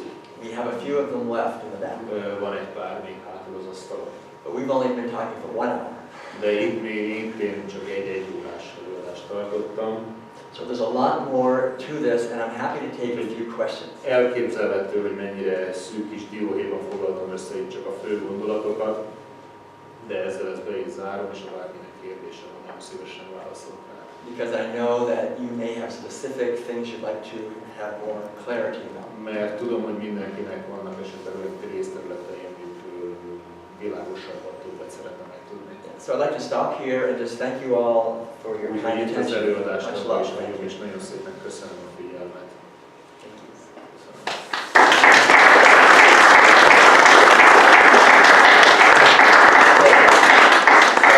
We have a few minutes for questions, if anyone has a question. Úgyhogy van egy pár percünk akkor kérdésekre és válaszokra, hogy bárkinek van. Oh, well, I'm trying to be short, but Próbálom röviden összefoglalni. I can be. Anyway, can you imagine a world where all the people, or at least the most percent of the people, are going to be vegan, or not vegan, but more like conscious? Elképzelhető egy olyan világ, ahol az emberek legnagyobb hányada, vagy legalábbis döntő hányada vegán, vagy ha nem is vegán, legalább tudatában van ennek a változás szükségességének. That's the question. I can imagine that world. Én nagyon is el tudok képzelni egy ilyen világot. And but I think to imagine that world is a good practice. De jó gyakorlat egyébként ennek az elképzelése. We're taught in our society, especially when we watch the media, to look at others negatively. Minket, főleg a média, hogy negatívan tekintsünk mindenre. We see war and violence everywhere. Erőszakot látunk mindenhol. We don't see the millions of actions of love and caring and kindness. Nem látjuk a szeretet, a könyörületesség, a gondosság millió kis cselekedetét. And I think our true nature is to have a world of caring and kindness. Valódi természetünk ugyanakkor az valóban egy gondoskodó és szerető világot teremtene. Your question is asking, how do we get to that world? A kérdés tulajdonképpen az, hogy is jutunk el ebbe a világba. And I don't know exactly. Pontosan nem tudom erre a választ. However, I personally am convinced Ugyanakkor személyes meggyőződésem, that hogy this message we're talking about tonight of vegan living a vegán életmódnak ez a ma este itt megbeszélt üzenete, which is really an ancient teaching of ahimsa, ami tulajdonképpen az ahimszának egy ősi tanítása, which is the old Sanskrit word that means non-violence. amely az erőszakmentességet jelent, egy régi szanszkrit kifejezés. That when we change the way we're eating, Abban a pillanatban, hogyha a táplálkozási szokásainkat megváltoztatjuk, away from eating animal foods, és eltávolodunk az állati eredetű táplálékoktól, that plants very deep seeds of change in us as individuals and as a az society. nagyon mélyre veti bennünk a változásnak a magvait, és miután bennünk, ugye társadalmunkat is. Right now, we're raised in a society based on eating animals. Most egy állatokat elfogyasztó társadalomban nevelkedünk fel, A world of competition, gazdasági versenyvilágában éljük a mindennapjainkat. of commodifying animals and human beings, Tárgyasítjuk mind az állatokat, mind az embereket. with a wealthy elite class Megvan a dúsgazdag elit, that controls the media amely nyilván a médiát is and uralja, all the institutions. és az összes társadalmat irányító és And yet- ellenőrzés alatt tartó intézményt. At a deeper level, Mélyebb szinten there's a change that's happening. folyamatban van egy változás. And people are realizing that when we change our food, És felismerik egyre többen, hogy amint a táplálkozásunkon változtatunk, we can free ourselves from a system of oppression. akkor egy elnyomó rendszer ránkogatott békülét is ledobjuk. As long as we exploit animals, we will be exploited. Mindaddig, amíg kihasználjuk az állatokat, magunkat is kihasználjuk. As long as we imprison animals, we end up imprisoning ourselves. Mindaddig, amíg berekesztjük az állatokat, bezárjuk őket, addig mi magunk is börtönben vagyunk. We'll be able to create a society of freedom and abundance when we let animals live their Akkor lives. tudunk egy szabad és bőséges társadalmat létrehozni, amikor az állatokat is felszabadítjuk. So it's really about reaching a critical mass. És hogy ez a változás látványossá váljon, az a kritikus tömegelésének a kérdése. Right now, the number of vegans is very small. Most mondjuk a világ lakosságához viszonyítva a vegánok létszáma rendkívül kicsi, But it's growing quickly. de gyorsan nő. It's one of the fastest growing trends in the world. Az egyik leggyorsabban növekvő trend, de kicsit matematikusan könnyű belegondolni, hogy ha ilyen kis közösségek viszik az üzenetet, az egy exponenciális növekedés. So as we go from 2% to 3% to 5%, 3%, 5% és egyre we're seeing big changes happening. Úgyhogy ez egy elég nagy horderejű változás, ami most folyamatban van. When I went vegan 38 years ago, no one heard the word. 38 évvel ezelőtt vegán lettem, ezt a szót nem is ismerték. I've seen huge changes. Hatalmas változásoknak voltunk szemtanúja. I think if we reach a certain percentage, I don't Azt know hiszem, exactly hogy nem what tudom it is, pontosan, hogy mi az a kritikus százalék, de elérjük egy bizonyos határt. maybe 10% or 10% 15%, talán, vagy 15, én nem tudom. then the whole rest will go vegan. Akkor az már húzza a többséget magával, és akkor nagyon hamar vegán lesz az egész világ. Changes can happen very quickly, A változások elég gyorsan tudnak bekövetkezni. especially when it's in alignment with our true nature. Különösen, hogy olyan változásról van szó, ami a valódi természetünktől nincs távol. It's becoming very obvious that animal agriculture is obsolete. Egyre nyilvánvalóbbá válik, hogy egy elavult dolog az állattartás, nagy üzemi állattartás. We don't have to fight against animal agriculture. Nem kell igazán háborút vívni ezzel ellen. We can just create an alternative Egész egyszerűen létrehozunk egy alternatívát, that makes this destructive system obsolete. ami még nyilvánvalóbbá teszi, hogy ez a romló rendszer mennyire elavult. So I'm very positive and hopeful. Úgyhogy én tele vagyok reménnyel és elég pozitívan. I don't know how it's all going to turn out, De nem tudom, hogy ez pontosan hogy fog megtörténni, mi lesz az eredménye. but there is a doorway that is bright and beautiful and it's beckoning us. De van egy ajtó, amiből kiszűrődik a fény, és az hív minket, az csalódik minket. There's a pathway to this doorway. És látható az útvonal ez az ajtóhoz. And each one of us as an individual can walk along that pathway and open that door. És ezen a folyosón minden egyén végig sétálhat és kinyithatja ezt az ajtót. And that's the doorway into vegan living. Ez az ajtó, ez a vegán életmódba nyílik. And the more people go through that door, És minél többen áthaladnak it helps the whole society go through that door. annál inkább húzza a társadalom többi részét magával. And really, in imagining a vegan world is imagining a completely different world. És hát végső soron, visszatérve a kérdését, ez egy vegán világ elképzelése, az egy maitól teljesen különböző világ elképzelését jelenti. Going through that first, that's the first door, and when we get through that Ez az door, első ajtó, amiről beszélek, és amikor ezen már beléptünk, when we get through that door, we'll be able to see the next door. akkor megpillantjuk a következő ajtót. We can't see the next door yet. It's just, Azután a következő. the first door is the vegan door. Az első, mondjuk úgy, hogy a vegán ajtó. That's the foundation. Ez az alapja. We've got to do that first.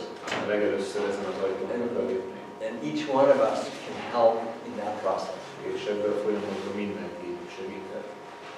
It's a whole adventure that we take as individuals and as a society. Ez egy egyénként és társadalomként is vállalt kaland. We can find creative ways of sharing this message.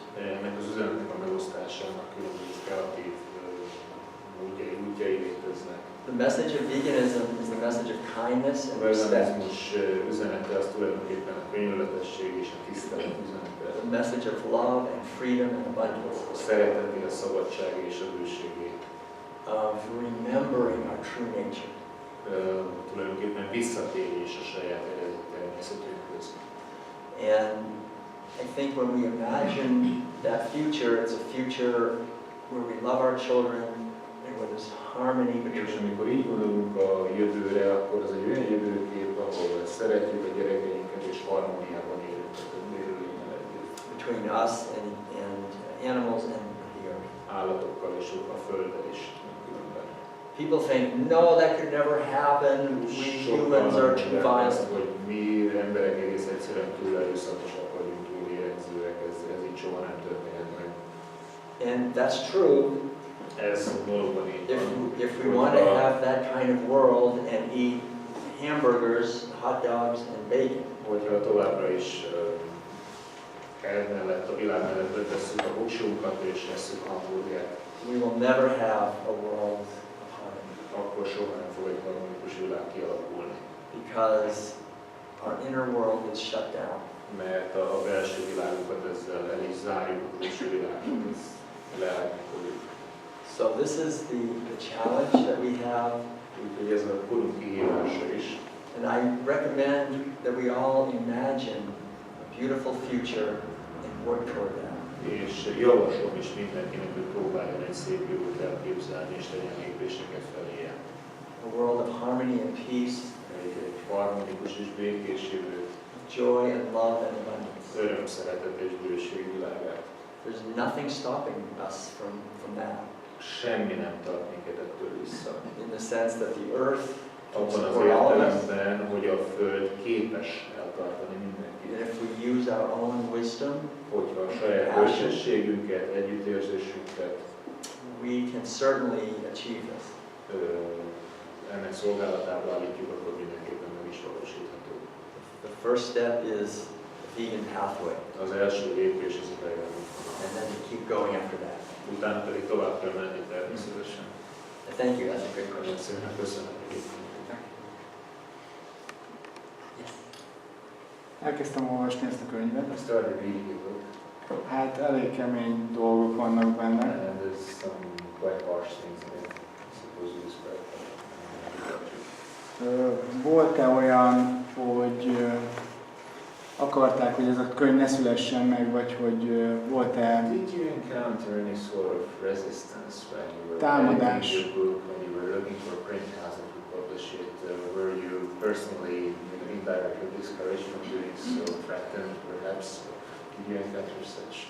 És volt-e félelem, hogy talán mégse kéne ezt megírni? And did you have any fear thinking that, after one lecture and doing quite well, should I publish this at all?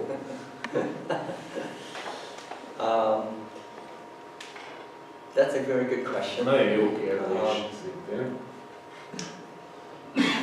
Fortunately, Szerencsére. there is a lot of resistance to this message. Nyilván ez az üzenet, hogy minden komoly változás komoly ellenállásba ütközik. And there has been some resistance from established powers. Ütköztem intézményi hatalmi ellenállásba. Although I don't feel I've been physically threatened. Ugyanakkor nem mondanám, hogy engem azért fizikailag megfenyegettek volna. Part of the reason I think the approach that I take, Madeline and I take, does not create resistance is that Talán az az oka, hogy amiért mondjuk az én vagy a mellem munkássága nem ütközik komolyabb ellenállásba, az lehet, hogy is that I'm not interested in criticizing or blaming any particular person or institution. Hogy engem nem érdekel az, hogy egy adott személyt, vagy intézményt, vagy ilyesmit blamáljak. Tehát nem jelölök ki valakit bűnbaknak, vagy célpontnak. The message really is a message of understanding and compassion. Az üzenet az inkább a felismerés és az együttérzés üzenete. So even when sometimes we go and speak to even farmers who have animals, még akkor is, ha akár állattartó gazdákkal beszélünk, we don't get a lot of resistance because we're speaking the truth. Nem ütközünk ellenállásban, mert valós, amiről beszélünk. And doing it with love. És természetesen szeretettel cselekedjük mindezt. If I say the only reason anyone eats animal foods is because we're just all following orders, Ha én azt mondom, hogy csak azért veszünk magunkhoz az állati eredetű táplálékot, mert parancsokat teljesítünk, no one can argue with that. ezzel ugye senki nem tud vitához szállni. It's true. Ez a valóság. Everyone knows it's true. Mindenki tudja elkeményen, hogy ez a valóság. And people know that animal agriculture is violent És tudják természetesen az emberek, hogy az állattartás erőszakos dolog. to animals Az állatok, and to the earth. erre nézve és a földre is. So what I emphasize is how wonderful it is that we can change in a positive direction and just encourage people to Amire be. én hangsúlyt fektetek, az azt emelem ki, hogy milyen csodálatos dolog, hogy pozitív irányban változhatunk, és erre próbálom az embereket bátorítani.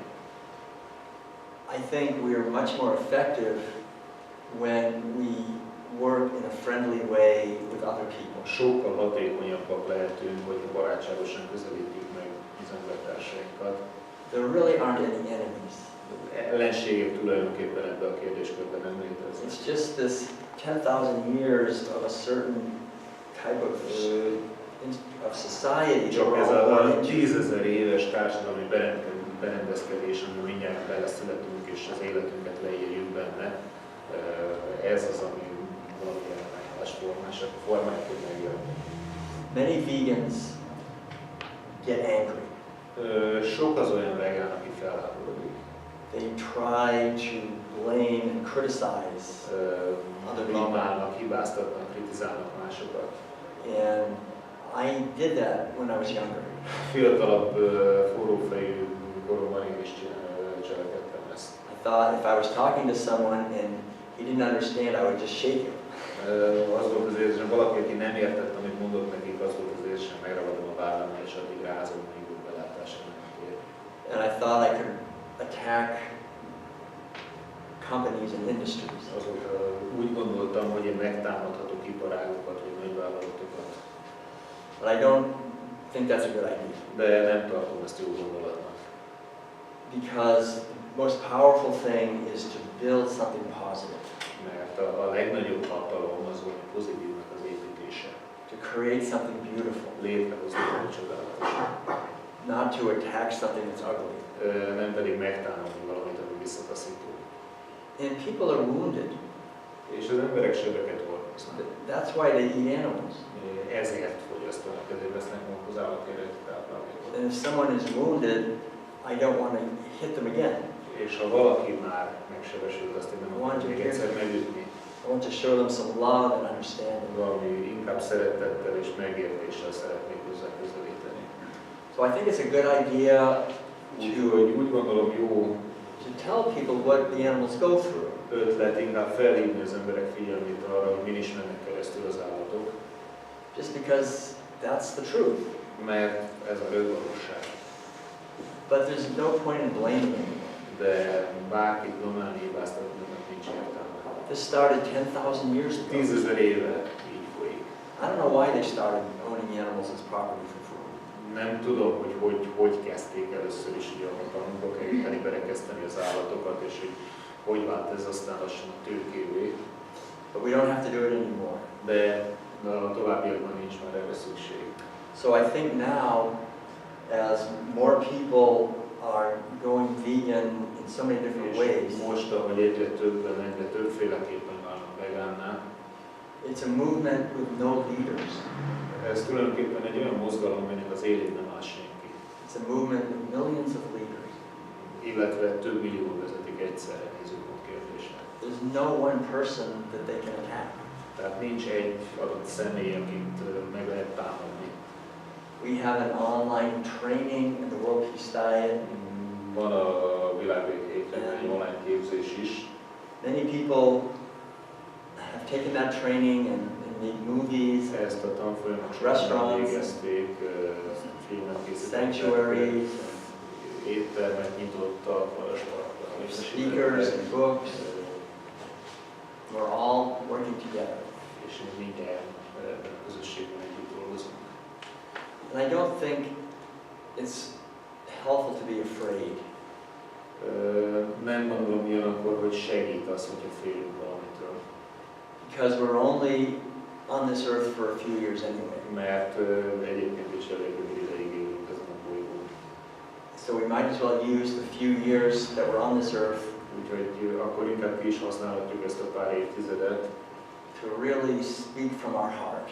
hogy a szívünk mélyéről nyilvánuljunk meg. And I think that the vegan message is so threatening Úgy gondolom, hogy a veganizmus üzenete annyira fenyegető, that it's important to speak it every day, so that people, hogy fontos minden nap felhívni rá a figyelmet, so that people can hear it hogy meghallgassák az emberek in different ways.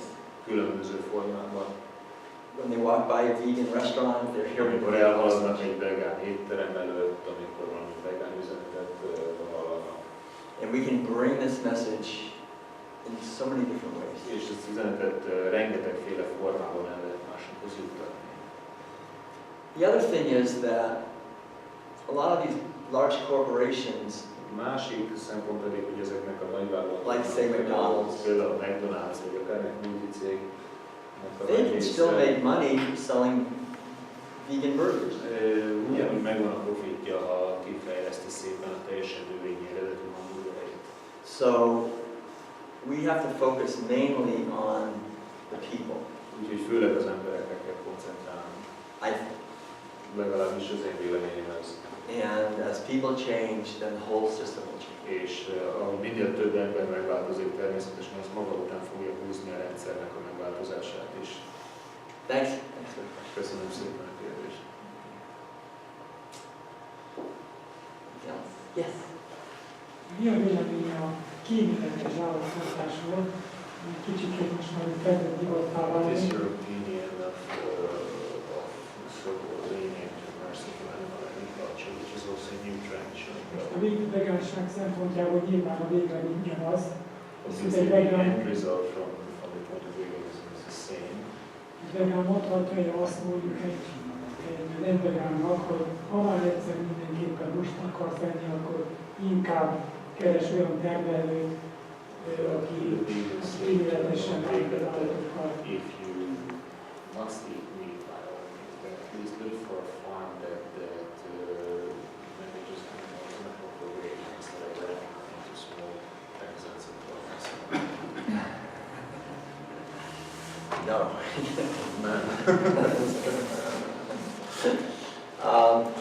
No, there's no such thing as any animal food that does not cause violence. Nincs olyan állati táplálék, amit erőszakmentesen lehetne az az állatokból kinyerni.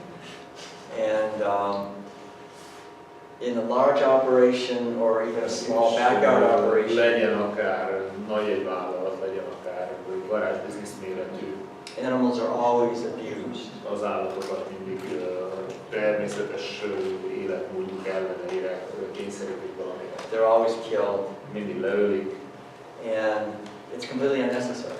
és teljesen szükségtelen. And so, I've been to many sanctuaries Sok vadaspartot látogattam all meg, over the world világszerte mindenhol, where there are some cows and pigs and chickens and turkeys who have escaped from animal ahol agriculture. olyan sertés, tehenet, kujkát, egyebet tartanak olyan állatokat, amik megszöktek nagy gazdaságokból, And they're being taken care of és by hozzák őket, loving vegan people. és szeretetteljes vegán emberek vigyáznak rájuk. And every animal has a story. Minden állatnak megvan a maga története. Some of the animals fall off of trucks. Van olyan, amelyik még teherautóval esett le országúton. Some animals escape from farms. Van olyan, amelyik elszökött gazdaságból. But always, the animals that come from factory farms De azok az állatok, amelyik nagy gazdaságokból kerülnek ki, and the animals that come from just small illetve backyard azok, amelyik farms kisebb gazdaságokból are very badly treated. Ugyanúgy kezelik őket. Sometimes I hear from many sanctuaries that Sok ilyen létesítményből hallom igen gyakran, hogy that the animals that come from small backyard operations are sometimes more abused hogy az ilyen kisebb gazdaságokból kikerülő állatokat talán jobban meg is kínozták, than the animals from factory farms. mint a nagy gazdaságokból származókat.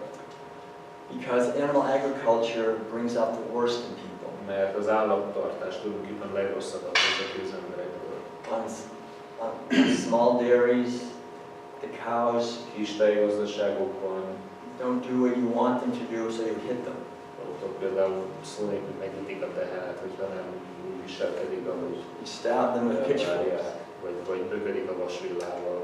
And there's a lot of cruelty that's never seen. Nagyon sok olyan kegyetlenkedés történik az állatokkal, ami soha nem kerül napvilágra. The animals being used as a commodity. Az állatokat tárgyként, jószágként kezelik. Hundreds of years ago, geese Századokkal ezelőtt were kept by putting nails in their feet. a livákat leszögezték a lábukat, úgy rögzítették őket.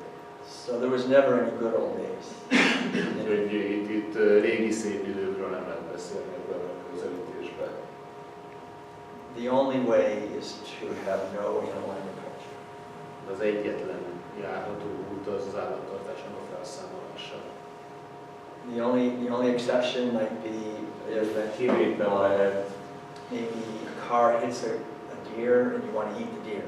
hogyha mondjuk egy autó elüt egy szarvast, véletlenül elpusztul az állat, és akkor valaki meg akarja enni a húsát.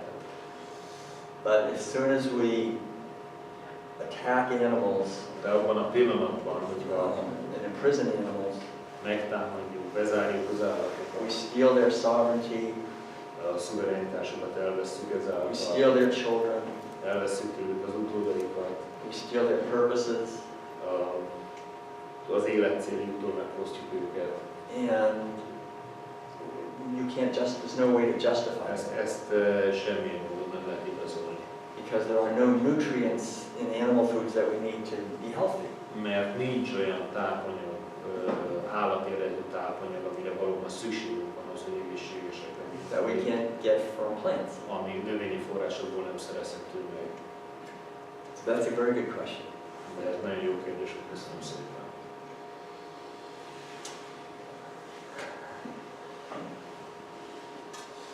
Any other questions? Maybe, I don't know, do we have more time? Van még idő? Maybe one more, okay. Yes, another question? Yes, ma'am. Mi a véleménye azokról az emberekről, akik nem szeretettel próbálják a vegánság felé terelni a többi embert, a nyitottabb embereket, hanem inkább már az agresszív irányba What mennek. is your opinion of people who do not try to convince non-vegans of veganism with love and caring, but rather try to take a more aggressive attitude? Well, I think,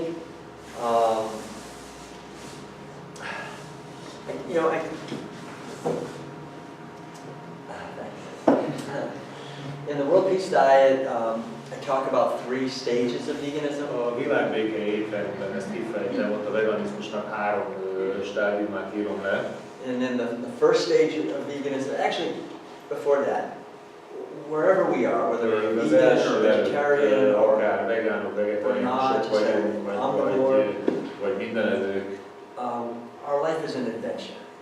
az életünk végső során.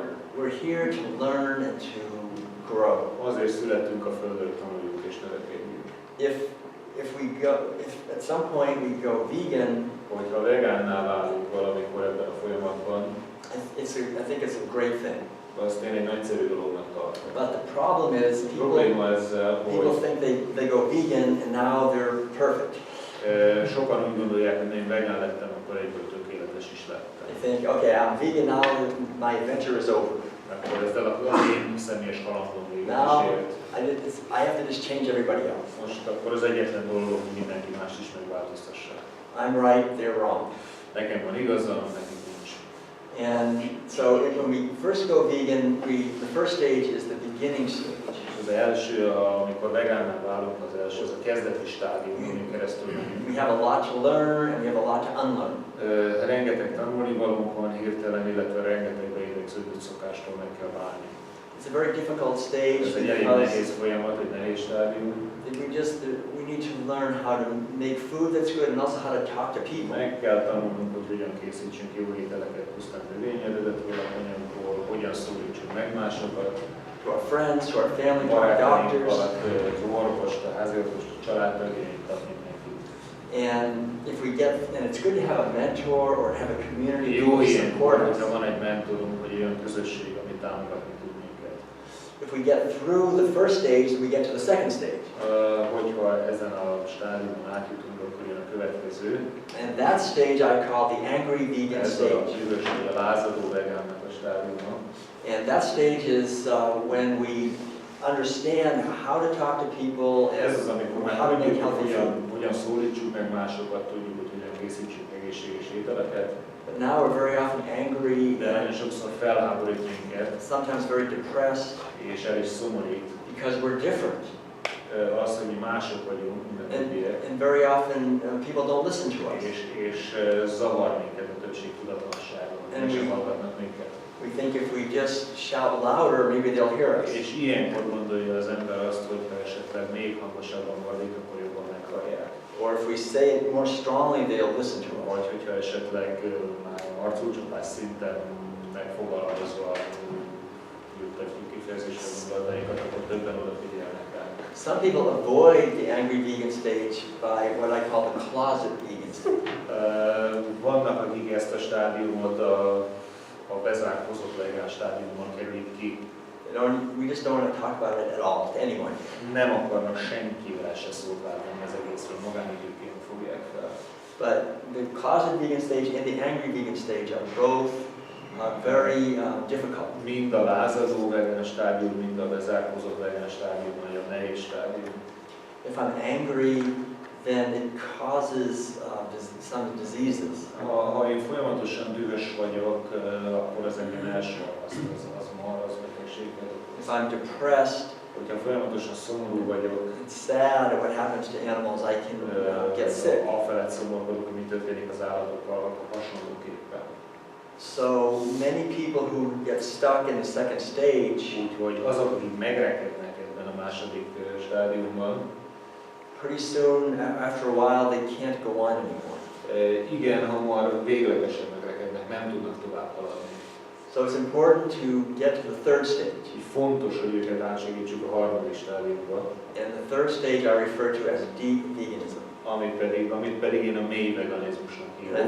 I think it's not just a third, it's a third, fourth, fifth, sixth, to Ez nem infinity. csak a harmadik, hanem minden már negyedik, ötödik, stb. Ez ez már akár egy stádiumnak tekinthető. Veganism is not a state.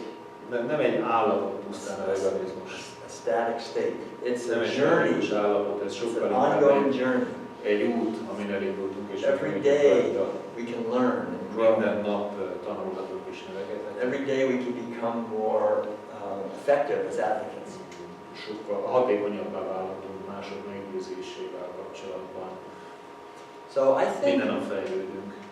that we can have an approach to sharing the vegan message Úgy gondolom, that is confrontational.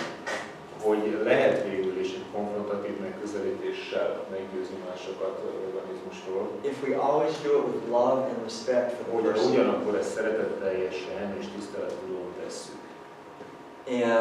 But as soon as we get angry with them or try to change them, Amint valaki erőszakkal próbálja másikat megváltoztatni, then ezen they will a resist életében, and we will not be very effective. akkor ellenállásba is fog ütközni, és oda lesz a hatékonysága meggyőzésnek. Because the essence of veganism is inclusion. Mert a veganizmusnak a lényege az a másiknak a beeresztése, befoglalása. Veganism is saying I include all human beings and all living beings in the sphere of my compassion. Ez annak a kinyilatkoztatása, hogy az én együttérzésemet kiterjesztem az összes emberre és az összes élőlényre. And so loving animals, but also loving and respecting other human beings who are animals. Állatok szeretetére is vonatkozik ez, de az embertársaink szeretetére és tiszteletére is, And akik végső soron állatok. so the irony is this. És ennek az iróniája, hogy If I try to change other people, ha megpróbálok valakit they resist and I can't change them. megváltoztatni, és ellenállást fejt ki, akkor nem tudok megváltoztatni. Instead of that, if I work on the one person I can change, Hogyha ehelyett arra az egy emberre koncentrálok, akit valóban meg tudok which változtatni, is myself, aki pedig nem más, mint saját my magam, thoughts, a gondolataim, my words, a szavak, my actions, a cselekedeteim, then without trying to change other people, akkor anélkül, hogy bárkit megpróbálnék változtatni, they change. megváltoznak idővel körülöttem. Because I'm not trying to change them, I'm planting seeds instead. Mert én csak magukat vetek, én nem próbálok senkit megváltoztatni. I'm planting seeds of change. Én a változás mögé hintem el. And so this is where it's important to live the message. És ez az a pont, ahol fontosnak tartom az üzenetet ténylegesen megélni is. Because people feel, if I speak a message of veganism, which is love and kindness and respect for animals, but I am angry and judgmental, it doesn't go Mert together. én beszélhetek a tiszteletről és a szeretetről, ha vizet prédikálok, de bort viszom, akkor azt az emberek igenis észreveszik és nem lesz hatása. So it's important to just do the best we can.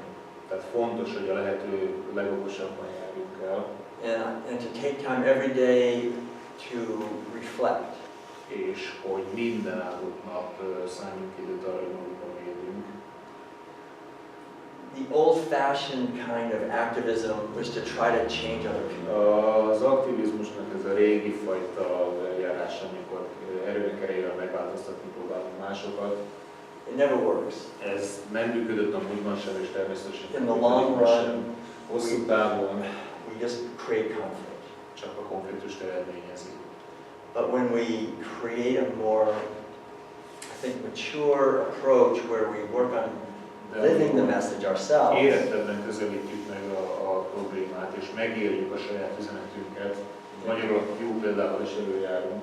in all of our relationships with Minden people in our family, kapcsolatunkban, családtagjainkkal, to be kind and understanding, hogy szeretetteljesen és megértéssel viszonyulunk másokhoz.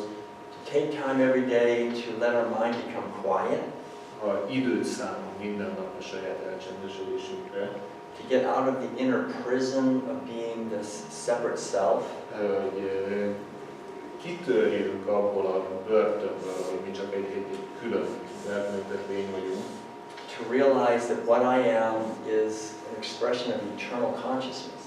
hogy az a felismerés, hogy én vagyok, az tulajdonképpen az örök tudatosságnak kifejezése.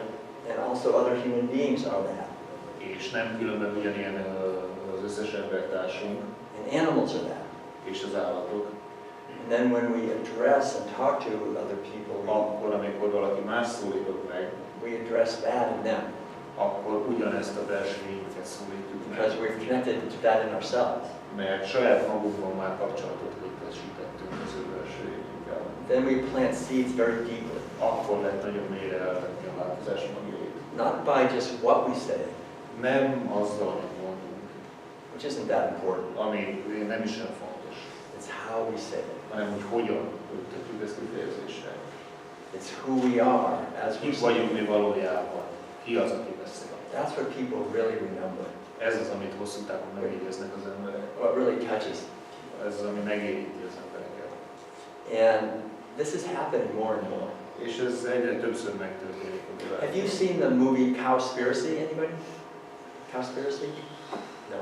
Csaba, van ennek hivatalos magyar? See? Nem, Conspiracy, hát ez egy szójáték, az összes dövés és a tehén. I mean, Kip Anderson made that movie, Kip Anderson filmje, and he went through our training. aki elvégezte a mi And I tanfolyamunkat. think the reason that movie touches people is because he just plants seeds. És amiért ez a film annyi embert megérint, pont azok, hogy tulajdonképpen csak a változás mögött tűnti el. He just tells his own truth, A saját valóságát beszélje el, semmi más. tells his own story, A saját történetét.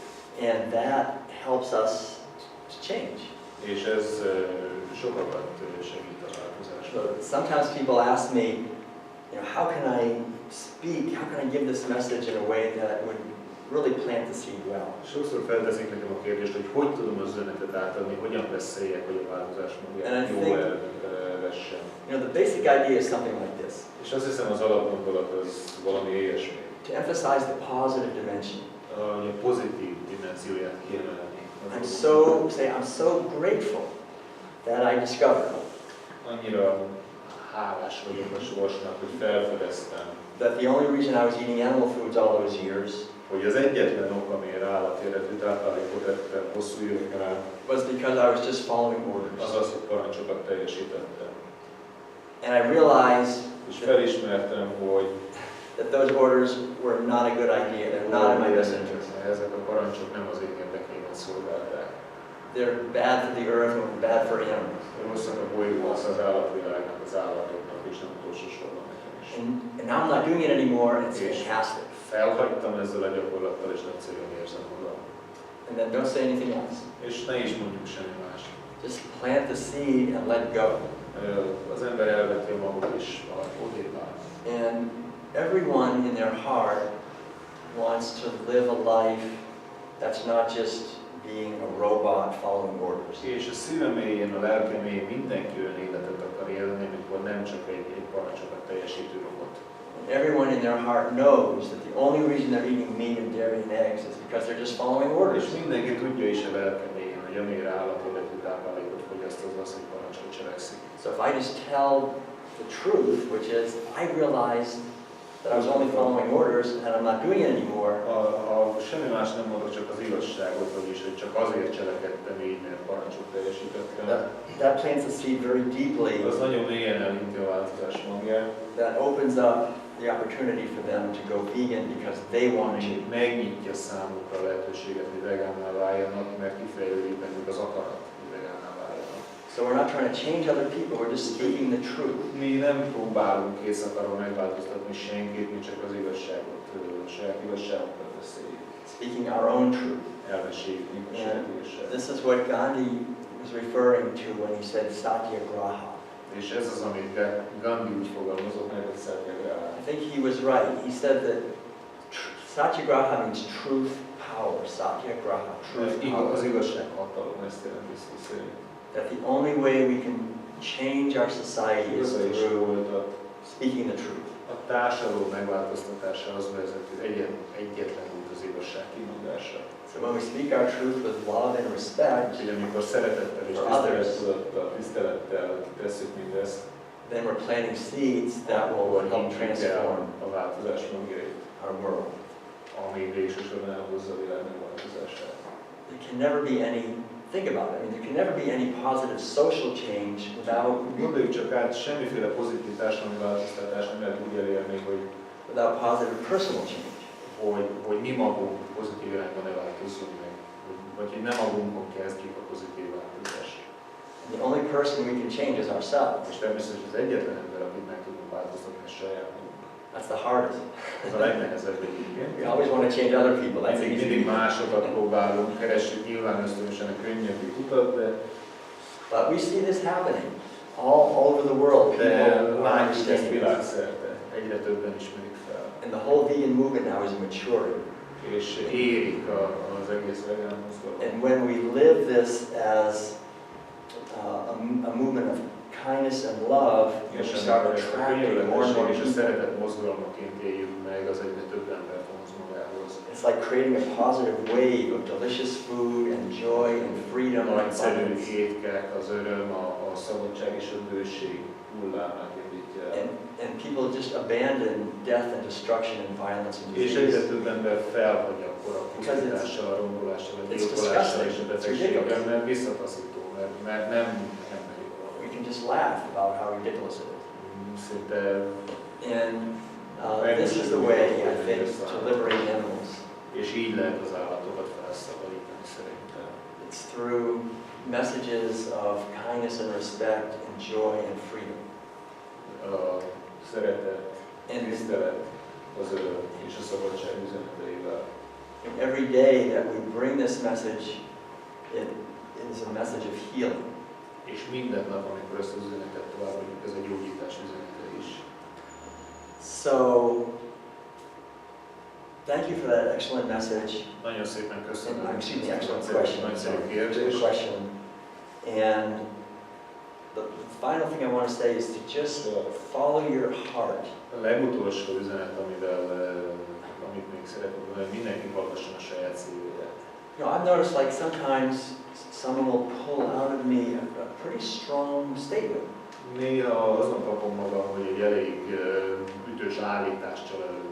And someone else will pull out a very gentle statement. Valaki pedig egy nagyon emberközeli, egy nagyon We have to use our inner wisdom. a saját belső bölcsességünket Every situation is different. használni. Nincs két egyforma szituáció.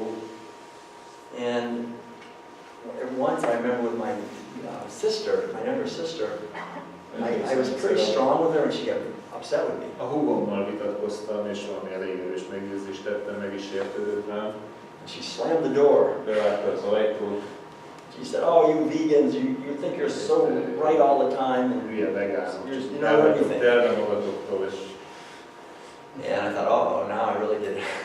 arra gondoltam, jó, ezt most nem tudottam meg. I kept sending her emails and links to movies and different Továbbra things. is küldtem neki az e-maileket, a linkeket különböző filmekre.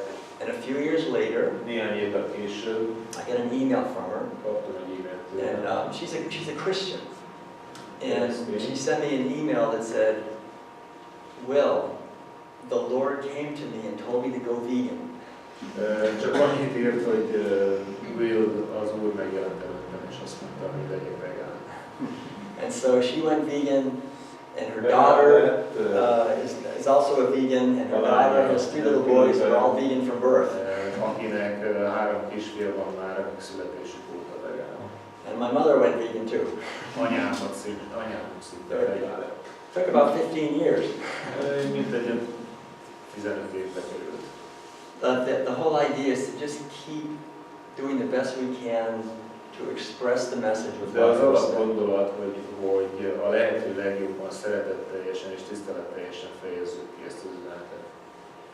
And ultimately, I think the critical mass will be reached and we'll have a Végső transformation. soron el fogjuk érni a kritikus tömeget, amikor is igen, a mostanihoz képest igen gyors léptékben átalakul az egész emberiség. I'm kind of reminded of caterpillars who are just eating and destroying everything. Ez a hernyó bebábózódása és pillanóvá válása jut erről eszembe, aki egy hernyóként csak pusztít, rángol gyümölcsöt. And you would never think they're going to stop. És nem úgy tűnik, mintha abba akarná hagyni. But suddenly an inner song, they hear an inner song, De aztán and valami belső, mint valami belső dalt hallanának, they just start doing something else. egész egyszerűen valami mással kezdenek foglalkozni. And I think those of us in this room are like the very first cells of És a caterpillar mi itt ebben a teremben, mint hogyha ennek a nagyhegyünknek az első olyan sejtjei lennénk, that says, okay, let's become a butterfly. aki felismeri, hogy jó, ebből elég, most már váljunk pillantóvá. And at first all the other cells resist. És először természetesen az összes többi sejt az ellenállást, vagy hívni maga a változást, Eventually they all follow along. de végső soron pillanó lesz And mindenki. a butterfly is born. And a butterfly. Okay. So I think that's our job, is to work on ourselves and Úgyhogy just úgy gondolom, hogy ez a feladatunk, hogy magunkon dolgozunk, mert megváltoztatni magunkat tudjuk, and connect with our intuition, our inner wisdom. és a saját belső bölcsességünkkel keressük a kapcsolatot. So I'd like to just close with a short meditation. Is that Úgyhogy akkor okay? egy rövid meditációval szeretném befejezni, ha ez így rendben van. And I'd like to invite everyone just to Megkérnék mindenkit, hogy get comfortable in your helyezze seats. magát kényelembe a And I székségben, think it would be nice if you're comfortable to just reach out and take someone's hand in your és left fogja meg a hand or right mellette hand if you can. kezét, And close our eyes. és csukja be a szemét. And as we do this, just take a moment and just feel our connection with the earth. És akkor egy pillanatra érezzük a Földdel való kapcsolatunkat is át. This beautiful earth that supports all life here. Ezzel a nagyszerű Földdel, ami az összes élőlényt eltartja. It brings forth beautiful fruits and vegetables, Csodálatos gyümölcsöket és zöldségeket terem nekünk, forests and rivers and mountains. erdőket, Ocean. folyók, óceánok, hegyek vannak rajta. And we feel our connection with heaven, the infinite cosmos. És érezzük akkor a mennyországgal és a végtelen kozmosszal is a kapcsolatunkat. And we feel our connection with heaven, earth, and with the people in this room. Érezzük kapcsolatunkat a Földdel, a mennyországgal és az itt jelenlévőkkel is. The hand in our right hand, the hand in our left hand, A jobb kezünkben és a bal kezünkben lévő and kéz, with the precious person to each side of us. és az értékes személy tőlünk jobbra és balra. And we know that we are all interconnected in this room right now. És tudjuk, hogy mindenkivel kapcsolatban van most ebben a teremben. And then through each person, we're connected with all of the friends and relatives of everyone in this room. És minden személyen keresztül, az jelenlévőkön keresztül minden rokonnal. And with all of their friends and relatives És also. az ő rokonainkkal és barátaikkal. In a web of life that includes all human beings. Az életnek egy olyan hálózatában, ami az összes élőlényt magába foglalja. And includes all living beings. Az összes, miért nem csak az embereket, minden élőlény. And we send from our heart now a wish És akkor szívünk mélyéből into this whole web of life küldünk ebben az életnek a hálózatában a that közös all, vágyat, that all beings be happy and free. hogy minden élőlény boldog és szabad legyen, That everyone be at peace. és mindenki békében a másikkal. We feel our heart just radiating love És úgy érezzük, hogy a szívünk szeretetet sugároz ki for this earth. a bolygó felé, And we see the earth now shining in space és látjuk most a Földet, and hogy a világbőkben ragyog, at peace. békében önmagával, And we give thanks knowing és hálát adunk, tudva azt, hogy that we are part of an awakening of human consciousness. ahogy az emberi lelkismeret és tudatébredésének a része vagyunk, To live our lives in harmony hogy harmóniában éljük a saját életünket, as we're intended to. ahogy rendeltetésünknél fogva azt kell is. And now we can let go of the hands Most elengedhetjük a szomszédunk kezét, and just come into our own inner place of peace és mélyedjünk magunkba, and give thanks for this precious human life that we have köszönjük meg ezt a nagyszerű emberi életet, amit kaptunk, to grow in wisdom and compassion. compassion, hogy fejlődhessünk, bölcsességünk és együttérzésünk fejlődhessen, and to contribute to the healing of our world. és hogy hozzájárulhassunk a föld gyógyulásához. And I'd like to just close with a short piece of music. És szeretném akkor egy rövid zongoradarabbal zárni a előadásomat. Just invite all of us as we're listening to És miközben ezt hallgatjuk, send a blessing into the world. küldje mindenki az áldását a világba.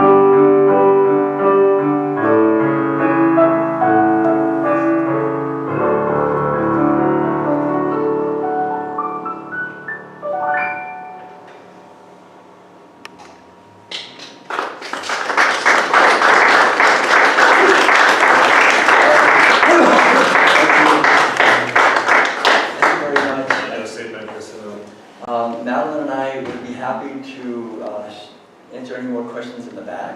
Marilyn és én is nagyon szívesen válaszolunk még további kérdésekre hátul.